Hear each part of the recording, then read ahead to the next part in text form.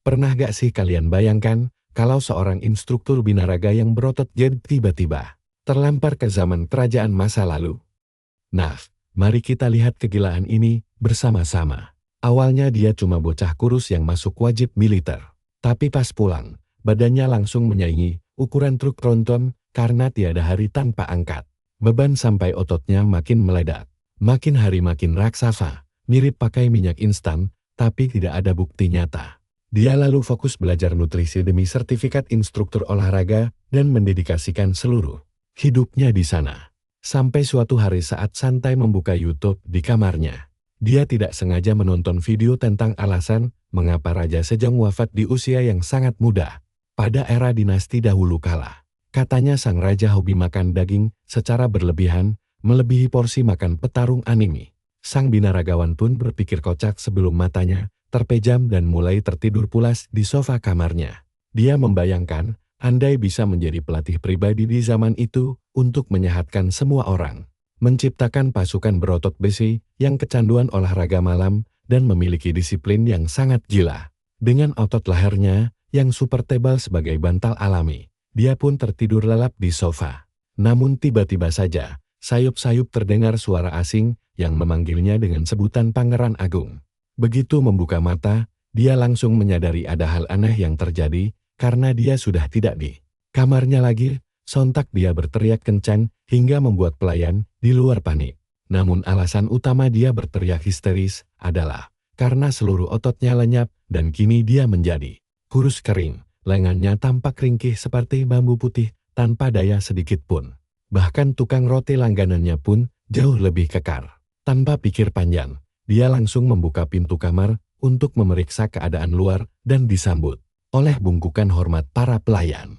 Dia langsung bertanya siapa namanya sekarang. Pelayan yang bingung pun menjelaskan bahwa nama aslinya adalah Yudo.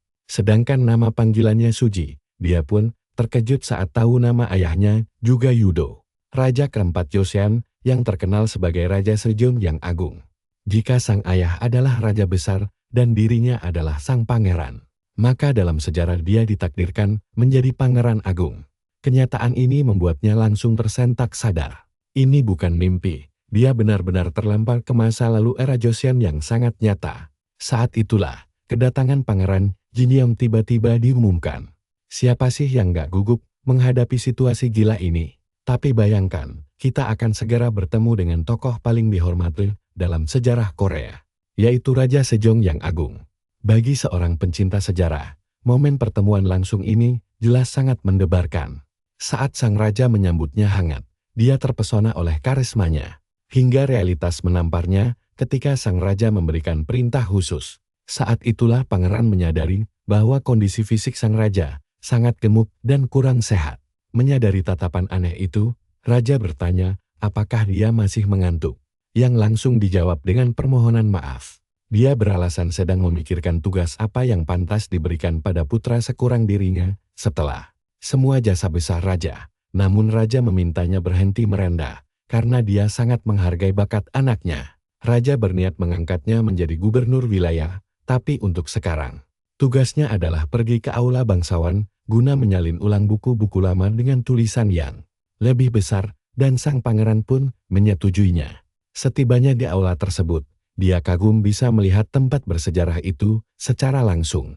Beberapa cendekiawan memuji bahwa hasil salinannya akan sangat berharga. Namun dia meminta mereka untuk tidak berlebihan. Sambil merendah dia menyebut tulisan kakaknya jauh lebih indah. Menariknya, dia menyadari bahwa dia bisa memahami bahasa kuno dan tulisan rumit itu dengan mudah. Berkat memori pemilik tubuh asli. Saat mulai membaca, dia bingung karena ukuran hurufnya tidak sekecil itu. Padahal raja mengeluh sulit melihatnya. Dari hasil pengamatannya pada fisik raja, pangeran pun mulai menganalisis gejalanya.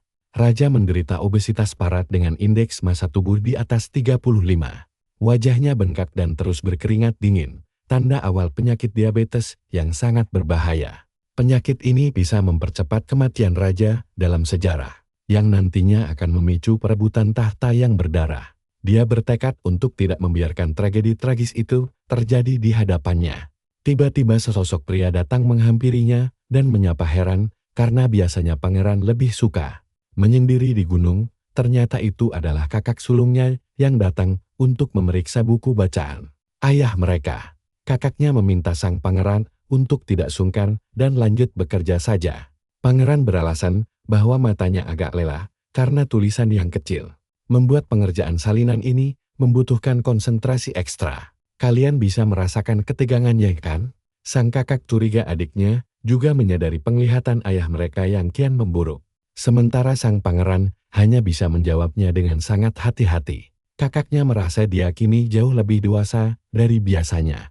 Ketika pangeran menanyakan kapan gejala sakit sang ayah dimulai, kakaknya menyebutkan hal itu sudah berlangsung sejak setahun yang lalu. Gejala tersebut jelas bukan rabun tua biasa, dan karena tidak ada orang lain yang tahu, dia meminta pangeran menjaga rahasia ini rapat-rapat sebelum akhirnya pergi meninggalkannya sendirian. Obrolan serius tadi membuat lehernya kaku. Jadi dia mulai melakukan peregangan sendi hingga berbunyi keras demi kenyamanan fisiknya. Seseorang yang melihatnya kebingungan lalu bertanya apa yang sedang dia lakukan. Orang itu menyarankan pijat tradisional jika lehernya pegal. Namun pangeran tahu pijatan zaman ini tidak efektif karena tabib kuno belum memahami anatomi otot manusia secara mendalam dan benar. Karena teori otot belum eksis, dia membuat alasan sederhana bahwa lehernya sempat cedera ringan saat menunggang kuda tempo hari, sehingga harus diregangkan agar otot punggungnya kembali rileks. Dia lalu mengajak mereka untuk memperhatikan gerakannya dan membuktikan bahwa metode peregangan modern ini sangat manjur, tak butuh waktu lama. Semua orang di sana ikut mencoba gerakan peregangan tersebut. Keesokan harinya, seluruh istana gempar membicarakan metode senam peregangan ajaib tersebut. Banyak bangsawan mengaku leher kaku mereka yang awalnya sekeras batu kini bisa digerakkan kembali tanpa bantuan tabib. Metode peregangan dari Pangeran Suyang langsung populer di kalangan istana. Namun di balik kesuksesan itu, sang pangeran masih memikirkan rencana besar lain saat mengunjungi desa terpencil dekat hutan.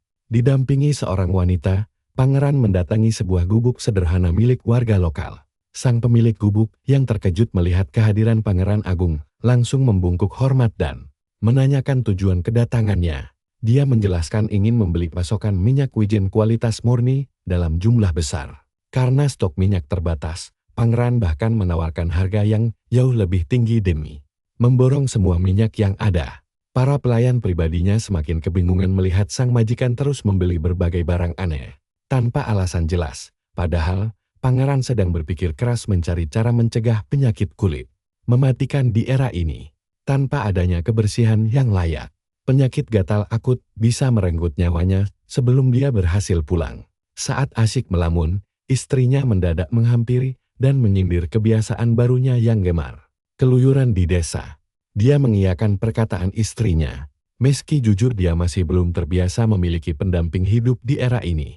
Sang istri pun bertanya penuh selidik mengenai eksperimen aneh suaminya belakangan ini. Pangeran beralasan sempat membaca buku kuno tentang alat mandi dinasti lama demi menutupi kecurigaan sang istri. Dia terus mengingatkan dirinya sendiri untuk tetap bersikap natural layaknya pangeran sejati. Dia berniat membuat penemuan paling krusial di era ini, yaitu sabun mandi. Tanpa sabun, aktivitas olahraga berat yang menghasilkan banyak keringat pasti akan memicu infeksi kulit yang sangat parah. Saat masih bekerja di pusat kebugaran dulu, dia pernah membantu ibu kosnya membuat sabun alami karena tidak mempercayai produk kimia yang dijual bebas di pasar modern. Resepnya pun terbilang sangat mudah. Cukup campurkan air abu jerami dengan minyak nabati dan bubuk herbal lalu panaskan. Dengan ramuan sederhana ini, dia siap memproduksi sabun mandi pertama di Joseon. Istrinya heran karena minyak biasanya membuat tubuh kotor, bukan membersihkannya. Namun pangeran tetap optimis ingin mencoba berbagai eksperimen baru demi meningkatkan kebersihan dan kesehatan seluruh warga kerajaan. Kira-kira berhasil gaknya eksperimen sabun gila ini? Nah, tetap ikuti petualangan seru kita ini untuk melihat bagaimana binaragawan modern ini merevolusi masa lalu dengan ototnya. Ayo kita ikuti petualangan seru si jenius yang lagi sibuk bikin sabun ini. Dia rasa proses kimianya berjalan lancar, tapi butuh uji coba lagi karena bentuknya belum mirip sabun sama sekali. Tri penasaran seberapa ampuh sabun ini untuk membersihkan kotoran. Jadi, Dia langsung mencobanya sendiri dan sadar hasilnya lumayan bersih. Meski harus diperbaiki lagi, masalah terbesarnya adalah baunya yang kurang enak gara-gara minyak wijen. Kalau masalah bau itu beres, dia bisa memproduksinya secara massal, bahkan menjualnya ke dinasti Ming. Sekarang, target berikutnya adalah kesehatan Raja Sejong. Bahkan Raja Taijong yang terkenal sangat tegas pun tidak bisa memaksa Raja Sejong yang agung untuk berolahraga. Jadi, kalau anak kedua yang bukan putra mahkota mencoba memaksanya, sang raja pasti akan kesal. Trui memutuskan satu-satunya cara membujuknya adalah menggunakan logika yang masuk akal. Lalu dia melihat tubuhnya sendiri dan sadar dia tidak bisa mengajarkan angkat beban dengan fisik. Begini, biar meyakinkan, dia harus punya tubuh kekar berotot. Pikiran itu membuatnya langsung berpose pamer otot di bak mandi, membuat orang di sekitarnya kebingungan. Rencana berikutnya adalah menjadikan latihan beban sebagai bidang studi nyata lalu menulis buku. Tentang itu, Troy teringat pepatah tentang kehormatan dan reputasi keluarga. Jika seseorang merawat tubuh pemberian orang tuanya, itu termasuk bentuk bakti. Maka, dia akan menulis panduan latihan fisik ini dan membentuk tubuh yang ideal. Dia menamai buku itu Sekretariat Binaraga. Di istana, sang pangeran mulai berlatih angkat tubuh menggunakan palang kayu di pintu. Begitu selesai, dia terkejut melihat betapa berbakatnya tubuh barunya ini. Selain angkat tubuh, dia juga melakukan dips, push-up, bahkan gerakan naga terbang. Dia merasa bagian tubuh lainnya punya bakat besar, terutama kekuatan menarik beban dan otot inti yang luar biasa. Dia bahkan bisa melakukan 15 kali push-up dengan sangat mudah. Garis keturunannya memang luar biasa. Tak lama, pelayan melaporkan bahwa kiriman barangnya sudah tiba. Rupanya Troy memesan beberapa dumbbell, dan si pembuat merasa lega karena sang pangeran menyukainya. Apalagi ini, pertama kalinya mereka membuat barang seperti itu. Setelah mereka pergi, sang pangeran merasa senang. Namun di luar, orang-orang mulai berbisik bahwa Pangeran Jin yang sudah tidak waras lagi membelanjakan 80 hektar ladang padi demi besi kor sangatlah gila. Bahkan keluarga prajurit pun tidak butuh besi sebanyak itu. Ada yang menduga dia sedang mengumpulkan pasukan rahasia. Rekannya menyuruhnya diam karena mereka di sana hanya untuk mencari uang. Di sisi lain, Troy berpikir latihan fisik biasa tidak banyak berubah. Tapi besi-besi ini akan mengubah semuanya. Nah, perhatikan bagian ini karena situasi istana mulai memanas. Pelayan istrinya bergosip tindakan pangeran sudah kelewat batas dan bertanya kenapa dia membiarkannya saja, tapi ucapannya langsung dipotong begitu saja dan menyindir pemborosan 80 hektar ladang untuk besi. Istri pangeran dulu mengira suaminya cuma gila berburu, tapi sekarang malah menyukai hal-hal aneh. Membuatnya bingung apa kesalahannya. Meski begitu, dia menyuruh pelayan itu untuk diam seketika. Istrinya kemudian melamun, teringat kenangan masa lalu saat sang pangeran memberinya bunga mawar indah. Namun hubungan mereka kini dingin tidak seperti dulu lagi. Dia pun memotong bunga mawar itu dan memilih untuk tidur lebih cepat. Dia merasa tidak butuh perhatian siapapun malam ini. Saat hendak mandi, dia melihat sabun buatan suaminya di sana. Setelah sempat ragu, dia memutuskan untuk mencobanya sekali. Dia menggosokkannya ke seluruh tubuh dan merasakan sensasi mandi yang sangat berbeda. Di tempat lain, Troy berpikir dia sangat membutuhkan beban tambahan agar latihannya terasa makin maksimal. Tiba-tiba dia mendengar suara mencurigakan, lalu berteriak bertanya siapa di sana. Ternyata itu istrinya yang datang memuji kampuhan sabun pembersih daki buatannya. Tapi baunya terlalu menyengat aroma minyak wijen. Dia takut orang mengira dia bersuamikan penjual minyak jika memakainya setiap hari. Troy berpikir, apakah lemak babi atau sapi lebih baik, tapi harganya mahal. Dan aromanya pun sama saja, alih-alih menjualnya ke Ming. Dia bercanda bahwa sabun ini akan jadi barang mewah khusus bangsawan saja. Dia pun menemukan solusi mudah dan menanyakan pendapat istrinya tentang menambahkan minyak kamelia. Sang istri setuju karena aromanya pasti jauh lebih wangi. Ucapan terima kasih pangeran membuatnya tersipu malu. Di wilayah Gyorun, seorang pria menyapa sang pangeran. Choi berkata dia ingat wajah pria itu saat ikut berburu musim dingin lalu. Pria itu terluka parah ketika menggiring rusa, dan sang protagonis datang untuk menebus kesalahannya meski sudah agak terlambat. Sebagai ganti koin perak, pangeran menjanjikan pasokan 2 karung beras setiap 15 hari, ditambah telur, ayam, dan makanan bergizi lainnya. Dia meminta pria itu memastikan seluruh keluarganya memakan semua kiriman tersebut. Pria yang tersentuh itu bingung bagaimana cara membalas budi baiknya. Choi menjawab tidak butuh balasan apapun. Dia hanya ingin laporan berkala setiap 2 minggu mengenai tinggi dan berat badan anak-anaknya. Rencananya dia akan membantu 20 keluarga. 10 keluarga akan dipantau pertumbuhan anaknya dengan asupan makanan tinggi protein. Sementara 10 keluarga lainnya akan diberikan makanan tinggi karbohidrat serta lemak. Kita semua tahu rencana eksperimen ini sangat jenius untuk mendapatkan data ilmiah demi membujuk ayahnya berolahraga nanti. Sekarang mari kita lihat kelanjutan aksinya saat dia mengunjungi bengkel pandai besi. Sesampainya di sana, dia bertanya apakah pandai besi bisa membuat barang sesuai gambar kertas itu. Sang pandai besi mengaku buta huruf tapi paham angka. Dan satu lempengan besi bulat beratnya 30 kg. Dia menyamakannya dengan kuali besar lalu bertanya, apakah lempengan itu dipasang ke batang besi? Choi membenarkannya. Sang pandai besi terkejut saat tahu 8 lempengan itu totalnya mencapai 240 kg. Choi menjelaskan, dia bahkan butuh beban lebih berat lagi, dan batang besinya harus kuat menahan beban 300 kg. Lalu dia menunjukkan cetak biru lain, agar lempengan besi dibalut pelindung khusus. Dengan panjang sekitar 3 kaki. Dia menyadari teknologi zaman ini cukup mumpuni untuk membuat senjata api jarak jauh. Salah satu bawahannya berkata bahwa raja pasti akan sangat menghargai penemuan sehebat itu. Sang pangeran merasa reputasinya perlahan membaik sejak dia merasuki tubuh ini.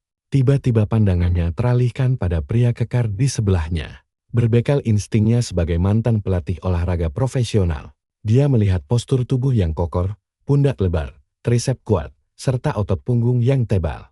Choi tahu pria ini tidak bisa menjadi perwira militer resmi karena terlahir dari status anak selir. Hal itu menjadikannya kelinci percobaan yang sangat ideal. Pangeran menawarinya menjadi murid pertamanya demi membentuk tubuh binaraga sempurna.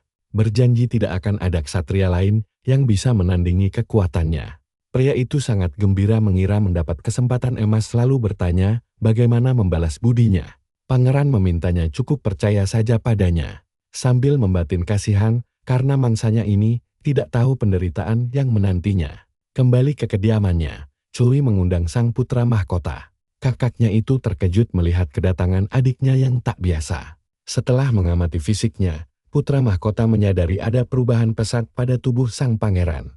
Pangeran menjelaskan fisiknya meningkat pesat berkat metode latihan khusus setelah berhenti berburu. Namun tujuan utamanya datang ke sini adalah untuk menunjukkan sebuah inovasi revolusioner yang sangat berguna. Putra mahkota penasaran dengan rahasia tersebut, lalu Choi menyodorkan sabun buatannya. Kakaknya memuji keampuhan benda itu dalam melunturkan daki. Namun dia khawatir karena harga minyak kamelia sangat mahal. Namun dengan proses pembuatan yang tepat, biaya produksinya bisa ditekan tanpa membuang banyak beras. Putra mahkota meminjam kuas menulisnya dan langsung memahami konsep tersebut. Choi kemudian memberikan saran cerdas untuk mewajibkan para pekerja administrasi mencuci tangan menggunakan sabun itu setiap pagi dan malam demi menjaga kebersihan dokumen penting. Sang putra mahkota merasa itu ide yang bagus dan menarik. Dia setuju bahwa meski harganya agak mahal, masyarakat tetap mampu membelinya. Kendalanya adalah karena produk baru, orang-orang pasti ragu membelinya. Dia pun berencana mewajibkan pegawai istana memakainya dahulu. Namun sang kakak tidak setuju dan memilih membiarkan orang tertarik sendiri setelah melihat khasiatnya. Pangeran sadar taktik ini persis seperti pembagian sampel gratis di zaman modern. Putra mahkota menambahkan, jika penjualannya meluas, kerajaan bisa memungut pajak sebagai sumber pendapatan baru istana. Choi sangat mengagumi pemikiran visioner kakaknya yang kelak akan menjadi Raja Munjong. Sementara itu di luar bengkel besi, seorang pejabat istana memastikan pesanan besar sang pangeran berjalan lancar. Dia memperingatkan para perajin agar tidak melakukan kesalahan fatal saat bekerja. Seorang pandai besi ingin melebur pesanan pangeran itu, tapi temannya mengingatkan tenggat waktu sudah dekat. Nah, bagaimana nasib latihan fisik pangeran? Mari kita cari tahu bersama nanti. Kalian dan aku pasti penasaran apakah uang lebih berharga dibanding nyawa? Kalau iya, silakan saja. Lagi pula, mereka sama sekali tidak tahu apa yang mau dilakukan sang pangeran dengan tumpukan besi-besi tebal ini. Para pengelana terus berjalan melewati desa dan menyebarkan rumor bahwa pangeran kedua, yang tidak punya hak tahta, menghabiskan banyak uang hanya untuk membeli besi. Padahal, sudah berhari-hari dia sibuk melatih fisiknya tanpa henti. Orang-orang mulai berbisik kalau Pangeran Jing yang akhirnya menunjukkan sifat aslinya. Tiba-tiba, seorang pria bertanya, apakah yang lain melihat bagaimana sabun bisa menghilangkan noda tinta di tangannya. Katanya, sabun itu bahkan bisa membersihkan minyak di wajahnya dengan sangat mudah. Semua orang kagum dan penasaran siapa penciptanya. Ada yang menebak putra mahkota, tapi yang lain langsung membantahnya. Dia bilang Pangeran Jing yanglah yang membuatnya, meskipun yang lain sulit percaya. Sementara itu, Choi terus melatih fisiknya dengan bench press. Didampingi pelayannya yang berjaga di samping dia. Berhasil mencapai 9 repetisi. Karakter utama merasa dirinya sudah cukup kuat mengangkat 45 kilo sebanyak 10 kali saat dia menaruh besinya. Si pelayan langsung memuji kekuatan luar biasanya. Choi pun mulai bernostalgia tentang dumbbell berkarat di gym lokal dulu. Alat sederhana ternyata tetap sangat berguna. Masalah utamanya adalah membuat peralatan yang cukup, karena pada akhirnya sang pandai besi mengembalikan uangnya karena masalah mendadak, bahkan hasil jadinya pun tidak sesuai desain. Choi meletakkan alat itu, lalu menyuruh pelayannya untuk mencoba giliran berikutnya. Mendengar hal itu, si pelayan langsung panik ketakutan karena merasa beban itu akan meramukannya. Choi tidak peduli dan menegaskan kalau otot hanya akan tumbuh saat dipaksa bekerja keras. Ketika pelayannya berjuang setengah mati, sang protagonis terus memandu. Istrinya datang menghampiri sambil berpikir bahwa suaminya kini memancarkan aura kekuatan yang berbeda. Pelayannya bahkan bilang Choi mirip seperti Jenderal Wan Ban Awakaliu. Hal itu langsung mengalihkan perhatian sang karakter utama.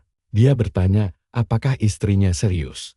Lalu teringat rumor kalau jenderal itu adalah pahlawan sejak muda dan komandan yang sangat terkenal. Hal ini membuatnya berpikir, apakah pelatihan militer harus dipungut biaya? Saat pelayannya hampir tewas tertimpa besi, Choi berkata, senjata saja tidak cukup untuk menang. Tiba-tiba, suara keras dari gerbang membuat semua orang menoleh. Dia heran siapa yang berani menerobos masuk dengan wajah muram. Mereka langsung berjalan tegap ke arahnya. Sang istri bertanya ada perlu apa, dan mengingatkan kalau wilayah ini milik Pangeran Jing Yang. Salah satu pria dengan dingin menjawab mereka sudah tahu soal itu. Nah, perhatikan bagian ini, karena situasi langsung memanas. Choi maju dan langsung memukul pria itu sampai tersungkur ke tanah. Si musuh kebingungan bagaimana dia bisa dijatuhkan dengan begitu gampang oleh sang pangeran. Dia memperingatkan mereka agar tidak menyentuh istrinya dengan tangan kotor mereka.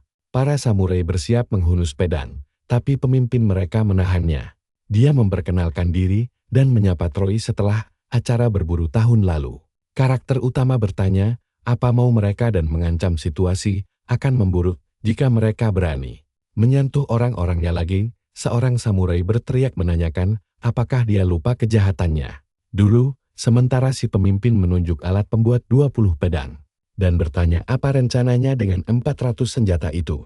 Pelayan yang ditolongnya tadi ternyata disandera dalam kondisi terikat. Si pemimpin mengejek bahwa 7 bulan lalu tidak ada yang peduli pada sang protagonis. Tapi sekarang, dia tiba-tiba rajin membantu orang miskin. Dia curiga sang protagonis sedang merencanakan pemberontakan besar. Karakter utama menyebut itu tuduhan kosong dan membawa pasukan hanya berdasarkan asumsi adalah tindakan penyalahgunaan kekuasaan. Si pemimpin membalas bahwa bukti tidak diperlukan karena rumor menyebar cepat dan rahasia pasti terungkap. Karakter utama balik bertanya, bagaimana jika tuduhan itu salah? Tapi sang lawan tetap tidak mau mundur. Dia berniat menginterogasi semua orang di sana. Troy menyadari jika dirinya ditangkap, mereka tidak akan berhenti meskipun dia mengaku tidak bersalah. Ini adalah bentuk penyelidikan sepihak yang sangat menjebak. Semenjak merasuki tubuh pangeran ini, dia merasa tidak pernah berbuat salah dan tidak tahu musuh masa lalu apa yang dimiliki pemilik tubuh asli. Sambil menarik napas, dia kebingungan mencari solusi sampai seseorang tiba-tiba datang dan menanyakan apa yang terjadi. Troy terkejut saat melihat saudaranya sendiri yang datang. Sang putra mahkota mengaku sengaja kemari karena mendengar rumor buruk tentang sang adik yang sudah menyebar luas. Dia mendengar kabar bahwa Troy menemukan metode latihan fisik baru. Sementara para samurai memintanya menjauh dari orang gila itu. Putra mahkota langsung menegaskan apakah adiknya benar-benar gila dan menyuruh mereka menjaga ucapan mereka karena adiknya tidak gila. Dia paham orang-orang kesal melihat ada yang menghamburkan uang demi kepentingan pribadi. Tapi dia tetap memberi kesempatan untuk menjelaskan semuanya. Namun, karena hubungan kekeluargaan mereka, kalian juga pasti setuju kalau membersihkan nama baik tidak akan mudah tanpa bukti kuat. Sang putra mahkota memperingatkan bahwa jika tuduhan ini palsu, si penuduh tidak akan bisa lolos begitu saja. Dia tidak akan membiarkan siapapun memfitnah adiknya tanpa dasar. Troy langsung melempar bisi latihannya ke tanah dan menyuruh pelayannya mengambil sebuah buku panduan. Dia kemudian mulai menjelaskan bahwa semua barang buatannya memiliki fungsi nyata untuk mengajarkan gaya hidup yang lebih sehat. Troy memberikan buku itu kepada sang putra mahkota untuk dibaca. Begitu membuka halaman demi halaman, sang putra mahkota menyadari bahwa konsep latihan ini sangat masuk akal. Namun, dia masih tidak paham mengapa adiknya rela menghabiskan dana sebesar itu hanya untuk metode kesehatan. Dia berbisik dan mengingatkan bahwa kondisi ayah mereka semakin melemah setiap harinya. Kakaknya menduga itu hanya gejala penuaan mata biasa. Jadi adiknya tidak perlu cemas berlebih kecuali paham medis. Choi lalu membalas kalau ayah mereka sering mengalami demam belakangan ini, bahkan terus berkeringat dingin di cuaca sejuk. Tanpa bermaksud mendahului takdir, dia mencurigai penyakit diabetes akibat kelebihan energi yang di dalam tubuhnya. Hal ini diperparah karena sang raja sering makan berlebihan tanpa pernah berolahraga, sehingga energinya tersumbat. Akibatnya, gejala penyakit itu mulai merusak sistem penglihatannya. Sang putra mahkota kemudian penasaran, apakah aksi membantu orang miskin juga ada hubungannya dengan ayah mereka.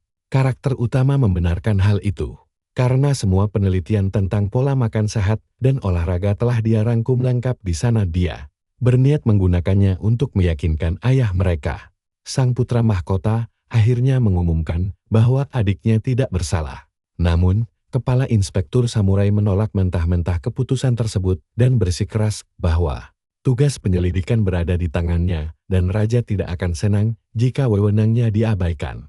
Dia menunjukkan bahwa banyak inspektur tingkat tinggi berkumpul di sini, lalu menantang apakah sang putra mahkota ingin dia patuh begitu saja tanpa memberi contoh yang baik kepada bawahannya. Jika sang pangeran ingin mereka pergi, singkirkan dia terlebih dahulu.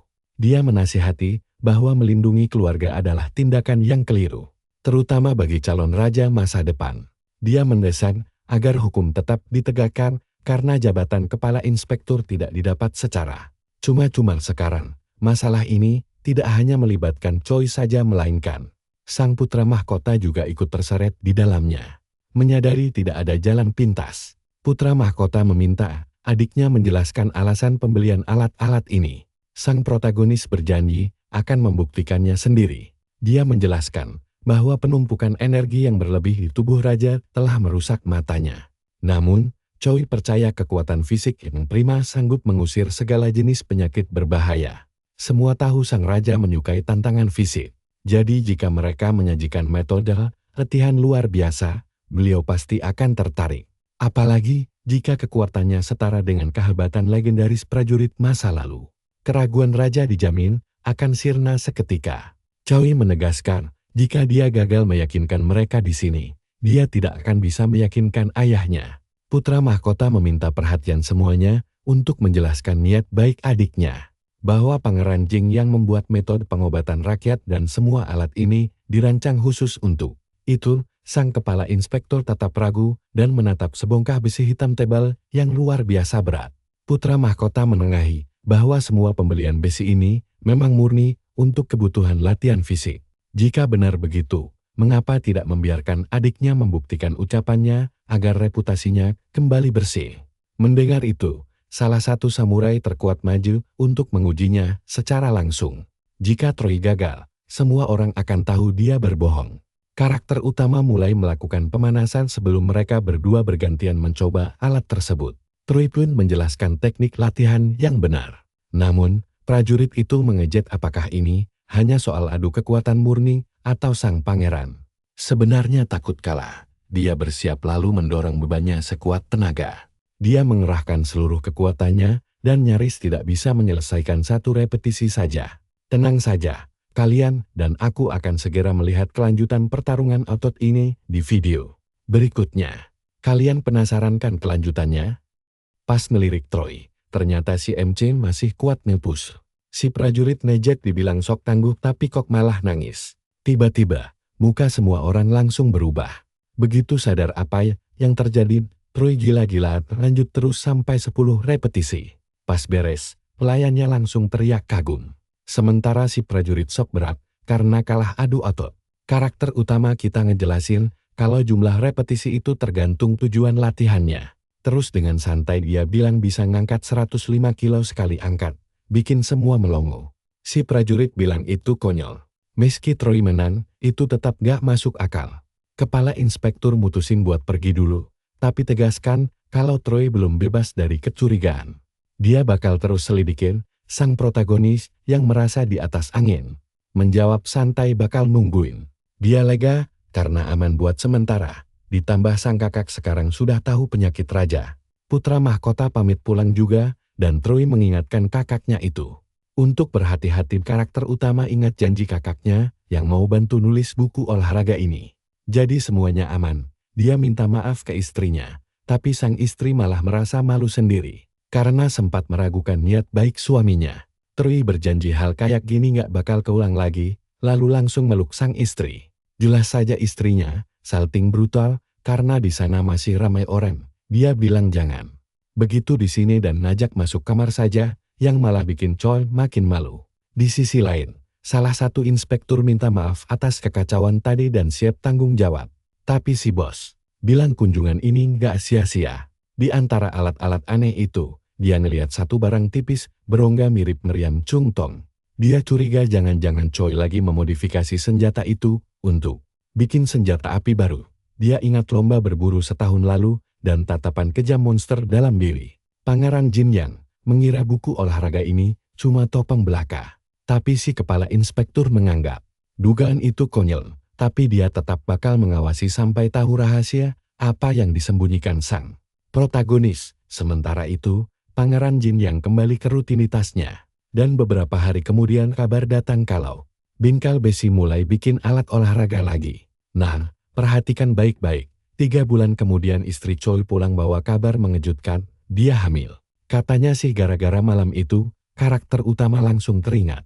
Percakapan lama bareng temannya di bar yang mengeluh, gak sempat olahraga. Dulu dia meyakinkan kalau olahraga bisa mengubah hidup, tapi temannya malah menertawakan itu dan ogah dengar nasihat dari jomblo umur 40 tahun. Sekarang Choi mikir pengen pamer kalau dia punya 2 istri, yaitu Barbet dan Dumbbellnya. Padahal kemarin itu dunianya, tapi sekarang dia bakal jadi seorang ayah. Saking senangnya, sang protagonis langsung memeluk pinggang istrinya dan memastikan kebenaran kabar itu. Dia langsung mengajak memberitahu raja, membuat istrinya tersenyum bahagia melihat suaminya seantusias ini. Sang istri juga ingin melahirkan bayi yang sehat. Makanya dia minta diajarin metode latihan fisik juga. Choi pun memulai pelatihannya dari dasar banget, menyuruhnya fokus mengatur napas. Tapi dia tahu kalau sekadar peregangan saja nggak cukup buat persalinan yang aman. Apalagi dulu putri mahkota meninggal pasca melahirkan akibat demam nifas. Penyakit mengerikan itu bisa merenggut nyawa ibu dan anak, makanya cairan disinfektan bakal sangat membantu di era ini. Tiba-tiba pelayan mengumumkan kedatangan tamu yang langsung bertanya, apa alat ini bernama Sojagori. Si kakak mengaku, gak menyangka kalau minuman keras bisa disuling seperti ini. Choi menjelaskan ini desain buatannya dengan korong sempit panjang demi menghasilkan alkohol murni. Pangeran kedua langsung menyuruh membawa semua soju ke rumahnya. Setelah itu, sang tokoh utama sadar kalau alat sulingnya bekerja. Dia harus menguji kadar alkoholnya. Dia memakai 2 gelas sama berat, yang satu diisi air sampai batas 80. Alkohol punya massa jenis 0,8. Jadi, kalau hasil sulingannya lebih berat atau enteng dari hitungan, berarti gagal. Mereka menyeimbangkan kedua wadah di timbangan dengan hati-hati sampai akhirnya sejajar sempurna. Hasil itu bikin mereka senang bukan main. Cairan disinfektan akhirnya berhasil dibuat. Sudah lama berlalu sejak Troy terlempar ke Joseon. Dan dulu dia sempat mengira olahraga bisa mengembalikannya ke dunia modern. Tapi itu cuma mimpi di siang bolong. Mari kita lihat. Meski banyak pertanyaan yang belum terjawab tentang dunia asalnya. Begitu anaknya lahir, dia memilih fokus sepenuhnya menjalani hidup di Joseon. Sementara itu di istana, orang-orang mulai membicarakan pencapaian terbaru Pangeran Jin Yang. Raja bangga karena Troy membagikan sabun ke rakyat, mengisi kas kerajaan, dan menciptakan disinfektan penyembuh luka. Troy sangat berterima kasih atas pujian itu, tapi merasa masih harus banyak belajar. Sang raja memintanya jangan terlalu rendah hati, lalu menghadiahi 200 nyang perak. Pangeran Jin baru saja menyambut anak pertamanya, dan sang putri pulihannya dalam seminggu. Bukti nyata keampuhan disinfektan itu, raja memutuskan mulai sekarang, semua ibu melahirkan dan bayi baru lahir wajib memakai ramuan itu. Dengan bangga dia berkata dulu menganggap anaknya pembawa masalah, tapi sekarang Jin sudah dewasa. Saat menatap putranya, mata raja perlahan terpejan dan dia pingsan, suasana langsung panik. Dan semua orang berteriak memanggil tabib. Saat itu Maret 1438, kesehatan Raja Sujeong mendadak drop. Putra mahkota bilang kondisi ayah mereka memburuk, tapi untungnya cepat membaik. Meski begitu, rasa cemas tetap ada saat Troy menanyakan kondisinya. Putra mahkota menjelaskan kalau sang ayah terus-menerus merasa haus dan banyak minum. Penglihatannya juga makin buram, bahkan obat tabib pun gak mempan. Sang tokoh utama bertanya, apakah ayah mereka pernah mengeluh melihat kabut atau serangga melayang? Di matanya, gejala itu persis seperti yang dialami kakeknya dulu saat menderita diabetes sang. Kakak bilang tidak, tapi menambahkan kalau raja kesal karena nggak bisa melihat jarak jauh dengan jelas lagi. Troy menduga penyakitnya belum terlalu parah, dan masalah mata itu mungkin cuma akibat kelelahan. Tapi dia tahu mereka nggak boleh santai, karena kalau dibiarkan, sejarah mencatat dalam setahun Raja Sujeong yang agung bakal buta total. Akibat komplikasi, Troy bilang, ulang tahun ibu mereka jatuh pada bulan September. Dan dia berniat memanfaatkan hari itu untuk meyakinkan ayah mereka. Kakaknya bingung apa yang mau dia lakukan di perjamuan istana. Lalu sang protagonis menjelaskan. Buku olahraganya berfokus pada 3 angkatan berat, yaitu squat, bench press, dan deadlift, alias Big Three yang terkenal itu. Di pesta ulang tahun ibunya nanti, dia berencana mengangkat total 375 kilo. Putra mahkota menganggap itu gila. Karena pengawal istana, terkuat saja cuma sanggup mengangkat 225 kilo. Troy mengakui sekarang dia belum sampai ke level itu. Tapi dia yakin bisa demi kesembuhan ayahnya. Kakaknya berjanji bakal membantu sebisanya demi membuat buku panduan yang bisa dihormati sang raja. Tapi dia juga meminta Troy untuk mulai belajar sastra kuno. Bikin Troy langsung kebingungan. Kakaknya menjelaskan, karena sang tokoh utama menerbitkan buku. Isinya harus disisipi ajaran dari 13 kitab klasik. Troy berusaha pasang muka lempeng padahal aslinya panik setengah mati, tapi demi menyelamatkan Raja Sujan, dia akhirnya menyanggupi permintaan kakaknya itu. Begitu dia berhasil mencapai target 375 kilo, mereka akan menyerahkan buku itu agar sang ayah mau mencobanya. Kedua saudara ini pun bekerja sama demi sang ayah. Troy tahu target angkatan ini sangat tidak masuk akal. Menaikkan performa dalam 6 bulan saja sudah sulit. Apalagi tubuhnya yang sekarang masih berlemak tebal. Biar otot aslinya kelihatan garang, dia harus memangkas sekitar 3 kilo lemak tubuhnya. Di zaman Joseon, cara terbaik bakar kalori cuma dengan jalan kaki cepat. Dia berharap potensi fisik tubuh ini cukup kuat. Sesampainya di rumah, dia mulai belajar kitab sambil merenungi betapa ekstremnya rutinitas barunya. Ini, tiap kali rasanya ingin menyerah, dia selalu membayangkan omelan kakaknya. Hal itu langsung menyadarkan Troy kalau dia nggak punya hak buat mengeluh sama sekali. Saat makan, istrinya cemas, apakah makanan hambar ini aman dikonsumsi. Katanya, havermut biasanya cuma dimakan rakyat jelata agar kenyang saja. tapi Trui menjawab kalau dia harus membuktikan usahanya di hari ulang tahun ibundanya. Sambil mengeluhkan tumpukan lemak di perutnya, Trui bersikeras ketat demi menunjukkan baktinya. Sang istri mengaku kurang paham dengan tekad besarnya. Dan karena khawatir buburnya terlalu tawar, dia tadi menambahkan garam. Tapi demi menghargai keputusan suaminya, dia menyuruh pelayan membuang bubur asin itu dan membawakan yang baru tanpa bumbu penyedap sama sekali. Nah, kalian dan saya pasti sedih melihat tangisan harunya. Usai latihan lari, deadlift, mendaki gunung, sambil terus membaca tiada henti. Choi akhirnya sadar di puncak gunung kalau waktu bergulir cepat. Yuk, temenin aku masuk ke momen epik saat perjamuan ulang tahun Ratu Sojin tiba. Seseorang beraksi di atas kuda, bikin Ratu kagum dengan kemampuan berkuda Ryugu yang naik kelas. Raja juga kelihatan senang, tapi sebenarnya dia pusing karena penglihatannya makin buram. Tiba-tiba putra mahkota bilang sekarang giliran Choi. Dan semua orang mengira dia cuma mau melakukan sirkus jalanan. Karakter utama bertanya, apakah dia sudah membahas tentang bukunya? Dan putra mahkota bilang, kalau sang putri tidak percaya, saat diberitahu ada yang bisa mengangkat 112 kg. Jadi dia menyuruhnya lanjut saja, agar ayah mereka tertarik dengan buku itu. Dengan nada serius, dia bilang ini adalah permintaan tulus dari saudaranya. Di tengah pesta ulang tahun Ratu Sojin, giliran Pangeran Jin yang akhirnya tiba. Dia membungkuk memberi selamat pada ibunya.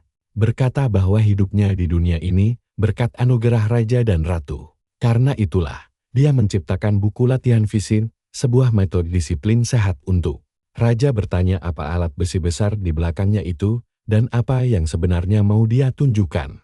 Choi bilang dia hanya menyiapkan hadiah kecil. Untuk membalas kebaikan mereka, sambil memegang besi itu, dia mengaku sangat terharu. Dia langsung melepas jubahnya, dan memamerkan tubuh kekar hasil latihannya. Lalu berkata semua ini, berkat fisik pemberian orang tuanya. Pada hari ulang tahun Ratu Sojin di tahun 1438, momen yang akan mengubah sejarah dimulai. Para prajurit melongo karena belum pernah melihat tubuh sekekar itu. Bahkan hampir tidak percaya ini adalah sang pangeran. Choi bilang dia akan mulai dan semua orang menunggu dengan tegang. Dia berbaring di bangku latihan lalu mulai mengangkat bebannya. Sekali lagi, dia membuat semua orang shock karena terus melakukan repetisi tanpa henti. Para prajurit tidak habis pikir dari mana kekuatan luar biasa itu berasal. Akhirnya sesi latihan dada ini selesai dengan sukses. Choi menjelaskan bahwa gerakan ini adalah bagian penting dari bukunya karena melatih dada dan lengan. Karena melatih otot dada, bahu, dan juga lengan. Ratu bertepuk tangan walau masih kebingungan, lalu bertanya seberapa berat bebannya. Karakter utama menjawab tiang besinya seberat 24 kg, dan lempengannya menambah sekitar 144 kg lagi. Totalnya 168 kg, membuat raja dan ratu shock berat. Lalu Choi lanjut ke gerakan berikutnya, yaitu squat. Dia menjelaskan bahwa gerakan ini mengharuskan menaruh besi berat di bahu, lalu jongkok. Kemudian berdiri kembali menggunakan kekuatan kaki.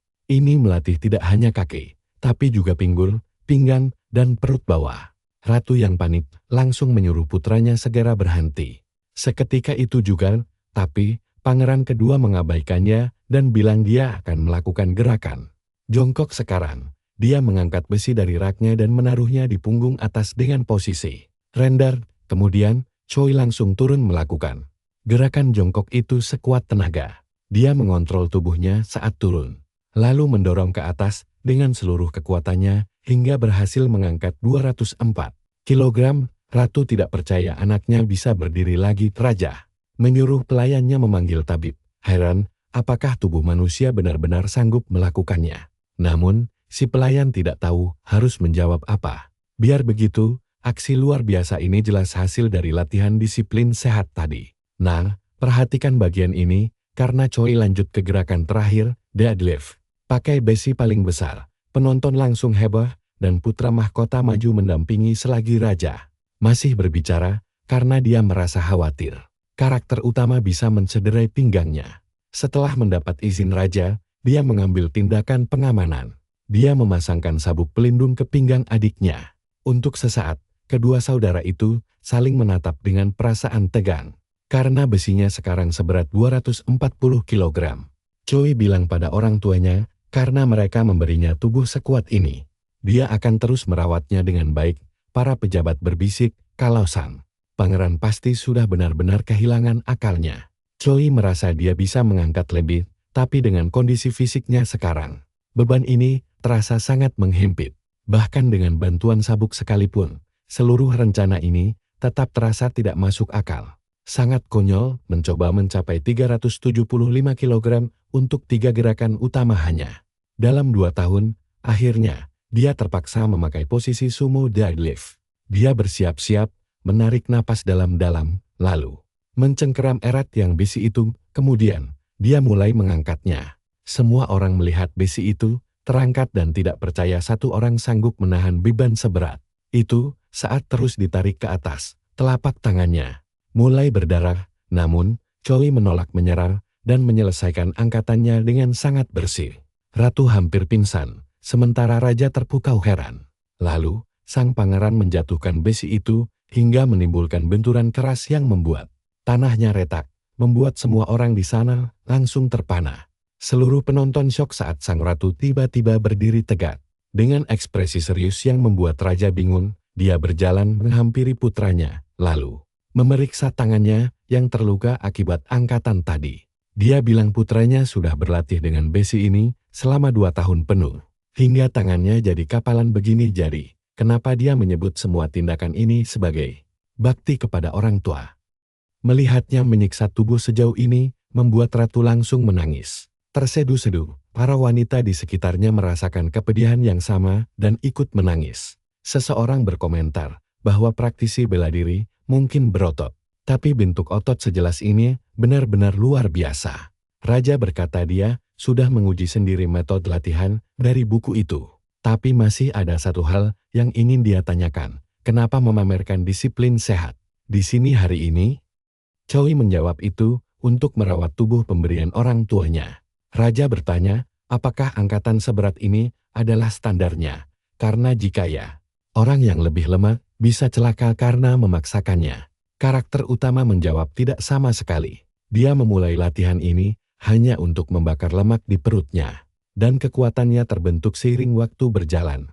Hanya dalam 3 bulan saja, gerakan fisiknya menjadi lebih lincah dan rasa lelahnya pun hilang. Raja bilang dia tahu Troy dan putra mahkota menulis buku tentang ini. Dan dia akan membacanya baik-baik untuk menilai isinya. Setelah itu, barulah membahas departemen pelatihan fisik di istana, membuat pangeran kegirangan. Nah, kalian pasti setuju kalau gelar Pangeran Agung Jinyan sudah tidak cocok lagi untuknya. Karena dia menciptakan sesuatu yang baru, disiplin baru dan melatihnya sejauh ini. Sang raja ingin menambahkan gelar Suyang ke dalam namanya. Mulai dari sekarang, pangeran utama kita akan dipanggil dengan gelar baru, yaitu Pangeran Agung Suyang.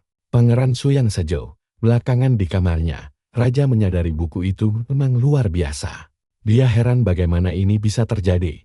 Karena meski dibantu pun, Jin yang biasanya tidak pernah secerdas ini, putra mahkota menjelaskan bahwa dia juga sudah membacanya dan merasa sangat kagum. Troy hanya menyusun ide latihan yang sebenarnya sudah ada di buku raja sendiri. Tapi uniknya, buku ini memiliki diagram khusus. Di bagian akhir volume pertama, jadi, raja memutuskan untuk memeriksanya sendiri. Dia membaca catatan karakter utama tentang pola makan dan perubahan tubuh anak-anak. Di situ tertulis 6 kg biji-bijian bisa memberi makan orang dewasa selama 10 hari, sementara anak-anak bisa makan 2 kali lipat hingga kenyang. Sebaliknya, terlalu banyak makan justru memicu tumpukan lemak. Di situ juga tertulis 1 sendok minyak wijen sehari memberikan kekuatan besar bagi anak-anak, sementara itu orang yang terus makan saat kenyang bisa menimbun lebih dari 300 gram lemak per bulan. Setelah membaca itu, raja langsung melirik ke perut buncitnya sendiri. Di sudut lain istana, Troy bertanya kepada kakaknya tentang tanggapan ayah mereka. Putra mahkota menjawab bahwa raja setuju memberikan kesempatan untuk departemen pelatihan fisik tersebut. Troy pun berkata kalau dia sudah siap sepenuhnya dan berencana mengajarkan postur tubuh yang benar di hari pertama. Tapi putra mahkota langsung memotong antusiasmenya, menjelaskan bahwa urusan negara sedang menumpuk, sehingga mereka diminta menunggu. Hari baik sebelum bisa lanjut, Trui bertanya kapan hari itu tiba, karena jika ditunda terus, penglihatan raja bisa makin memburuk hingga buta. Dia pun mengutip pepatah bahwa bagian tersulit hidup sehat adalah memulainya, dan jika sang Raja Agung tidak mau menemuinya, maka dialah yang akan mendatangi raja itu sendiri. Karakter utama langsung bergegas pergi sementara putra mahkota berteriak menyuruhnya menunggu.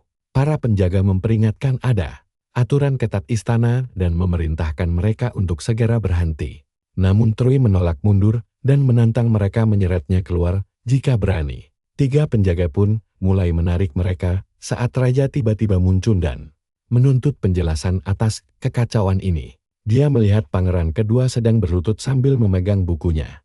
Cui Jing menegur mereka karena membuat kehebohan di siang bolong dan bertanya apakah mereka sudah kehilangan harga diri mereka. Troi angkat bicara dan berkata ada hal sangat penting yang harus dibahas. Raja menjawab jika ini tentang Departemen Pelatihan Fisik. Dia sudah membacanya dan akan mencobanya jika punya waktu nanti, tapi pangeran menegaskan latihan ini harus konsisten. Keduanya saling menatap tanpa mau mengalah. Dan percayalah, kalian dan aku pasti penasaran apa yang ditanyakan Sejong selanjutnya kepada sang pangeran. Yo, kalian harus dengar ini.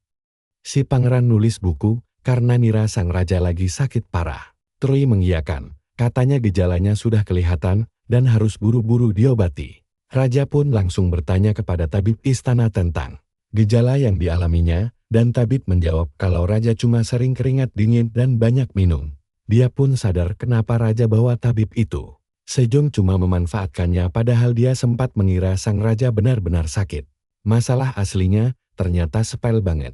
Sang raja cuma malas olahraga. Akhirnya, si karakter utama bilang kalau semua gejala itu mengarah ke diabetes tipe 2. Dia bahkan mengklaim pernah mencoba membuat tubuhnya berada di kondisi serupa. Tentu saja klaim itu bikin semua orang shock berat, padahal aslinya dia bohong. Dia lalu menjelaskan kalau diabetes adalah penyakit akibat tumpukan energi yang berlebih yang merusak tubuh secara perlahan. Karena gula biasa dipakai untuk memulihkan energi, kebanyakan makan sirup atau karamel bisa memicu gejala diabetes sementara. Gara-gara hal itu, dia mengaku sering merasa sangat haus dan bisa menghabiskan seember air sekali minum. Dia juga bilang pandangannya sering mendadak gelap karena kelelahan parah sampai ketiduran di tempat. Mendengar cerita itu, sang raja langsung merasa relates dan mulai menyadari semua tanda-tanda penyakit pada dirinya. Troi lalu bertanya, apakah itu gejala yang sama dengan yang dirasakan ayahnya? Padahal aslinya, dia cuma membual soal eksperimen itu. Dia hanya memanfaatkan pengetahuan modern demi meyakinkan sang Raja Agung yang keras kepala. Kebohongan cerdiknya ini bahkan berhasil mengelabui kakak kandungnya sendiri tanpa sengaja. Raja kemudian bertanya berapa lama waktu yang dibutuhkan untuk menyembuhkan kondisinya jika dia mulai mempelajari metode rahasia pembentukan tubuh ini. Troi dengan santai menjawab 5 hari saja. Mendengar itu, Raja setuju, tapi memberi peringatan keras. Jika dalam 5 hari tidak ada perubahan, si karakter utama akan dihukum berat karena dianggap telah menipu Raja. Nah, disinilah keseruan dimulai. Di tempat latihan, sang pangeran menyuruh raja naik ke kuda lebih cepat sampai perut sang raja rasanya mau melilit. Dia juga mengingatkan ayahnya agar tidak membiarkan badannya merosot.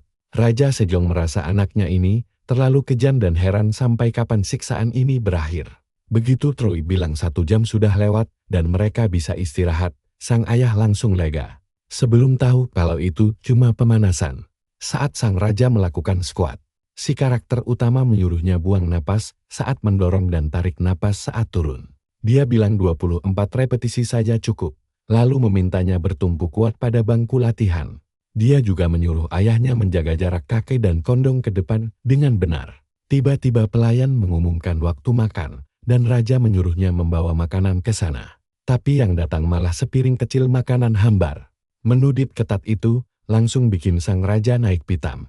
Sambil mengunyah nasi yang rasanya hambar mirip pakan kuda, dia membanting sendok ke meja dan langsung memerintahkan pelayan memanggil koki istana. Saat itu juga, pelayan langsung panik dan bergegas pergi. Sementara raja makin murka sambil menyuruh semua makanan menjijikan itu disingkirkan. Dia berteriak menanyakan sup daging andalannya.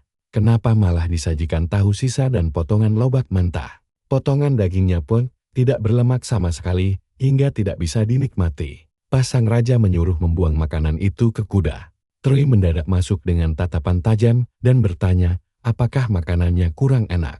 Ternyata dia sendiri yang menyiapkan menu sehat tersebut. Sirup dan madu sengaja dihilangkan untuk menjaga kadar gula darah. Beras merah berkecambah dipakai agar kenyang lebih lama.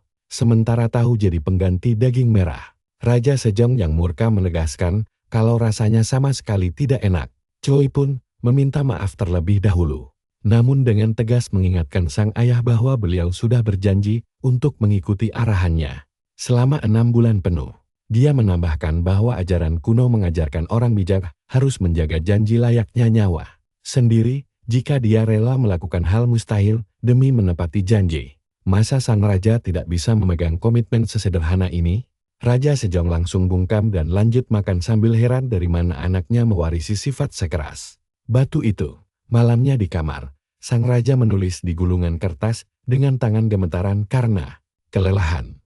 Dia mengeluh kuasnya jelek dan minta dikirimkan yang baru dari istana. Tapi, Raja Sejong tahu kebenarannya. Sejak rutin melakukan latihan beban, dia bahkan hampir tidak punya tenaga tersisa hanya untuk memegang kuas. Sudah 2 minggu berlalu, dan dia masih tidak melihat gunanya semua siksaan fisik ini.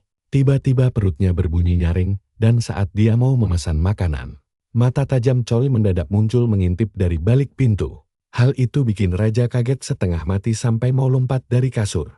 Choi langsung membungkuk minta maaf. Beralasan dia merasa curiga, karena sang raja tiba-tiba diam saja. Raja Sejong menyuruhnya pergi dengan kesal. Kalian juga bakal merasa diteror kalau digituin.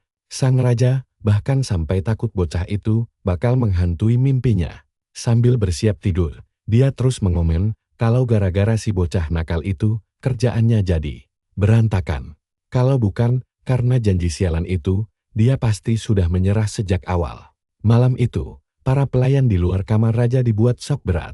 Biasanya, mereka disuruh menjauh karena dengkurannya yang luar biasa bising.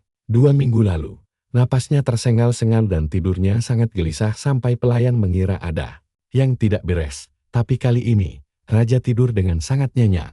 Bahkan bermimpi sedang berlatih keras dengan tubuh yang bugar. Mimpi memiliki tubuh atletis itu membuatnya sangat puas saat terbangun. Akhirnya, hasil latihan 1 bulan pertama pun keluar. Saat mengecek ruangan, Choi mendadak menyadari ada seseorang yang sedang tertidur lelap di sana. Orang itu terbangun linglung dan mulai meracau tidak jelas tentang putra kedua raja seolah sedang berhalusinasi. Dia bahkan berbicara dengan boneka sambil mengoceh tentang tenggat waktu pembuatan bola langit astrolab. Sambil tersenyum aneh, dia bertanya pada bonekanya, apakah raja akan langsung membuangnya begitu jam? Ayah selesai dibuat, tertawa sendiri.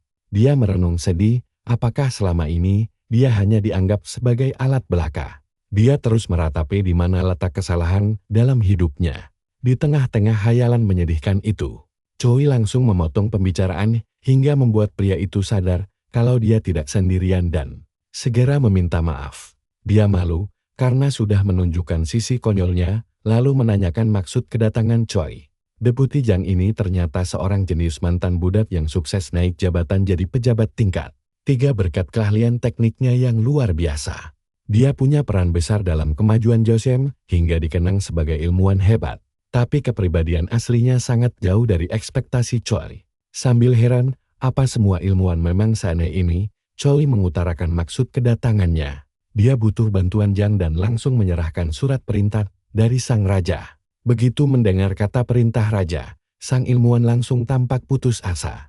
Choi buru-buru menyuruhnya tenang, karena dia belum menjelaskan detailnya. Choi bertanya, apakah Jang tahu soal metode latihan fisik raja? Dan Jang menjawab dia melihatnya sendiri dan masih ingat betapa luar biasanya metode tersebut. Choi merasa hal ini akan membuat penjelasannya jauh lebih mudah. Raja sedang menjalani latihan itu, tapi karena cuaca makin dingin, beliau tidak bisa berlari di luar ruangan lagi.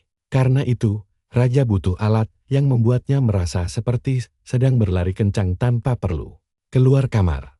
Jang mengaku belum pernah membuat alat seaneh itu sebelumnya dan butuh waktu lama untuk mempelajarinya. Apalagi dengan tumpukan tugasnya saat ini. Pembuatan alat itu bisa memakan waktu bertahun-tahun, membuat Choi sadar ini tidak mudah.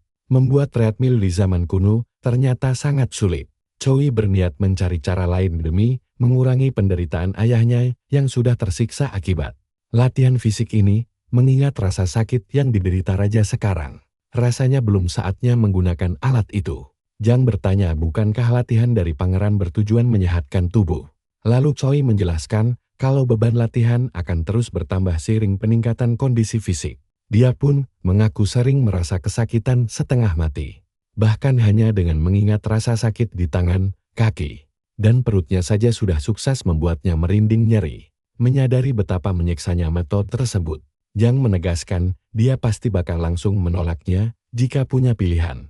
Namun, karena ini perintah langsung dari raja, dia tidak punya pilihan selain menyelesaikannya dengan cepat.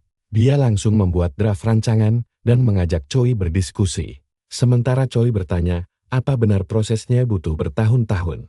Jang menjelaskan, jika alat itu dibuat dari kayu utuh, maka akan cepat rusak.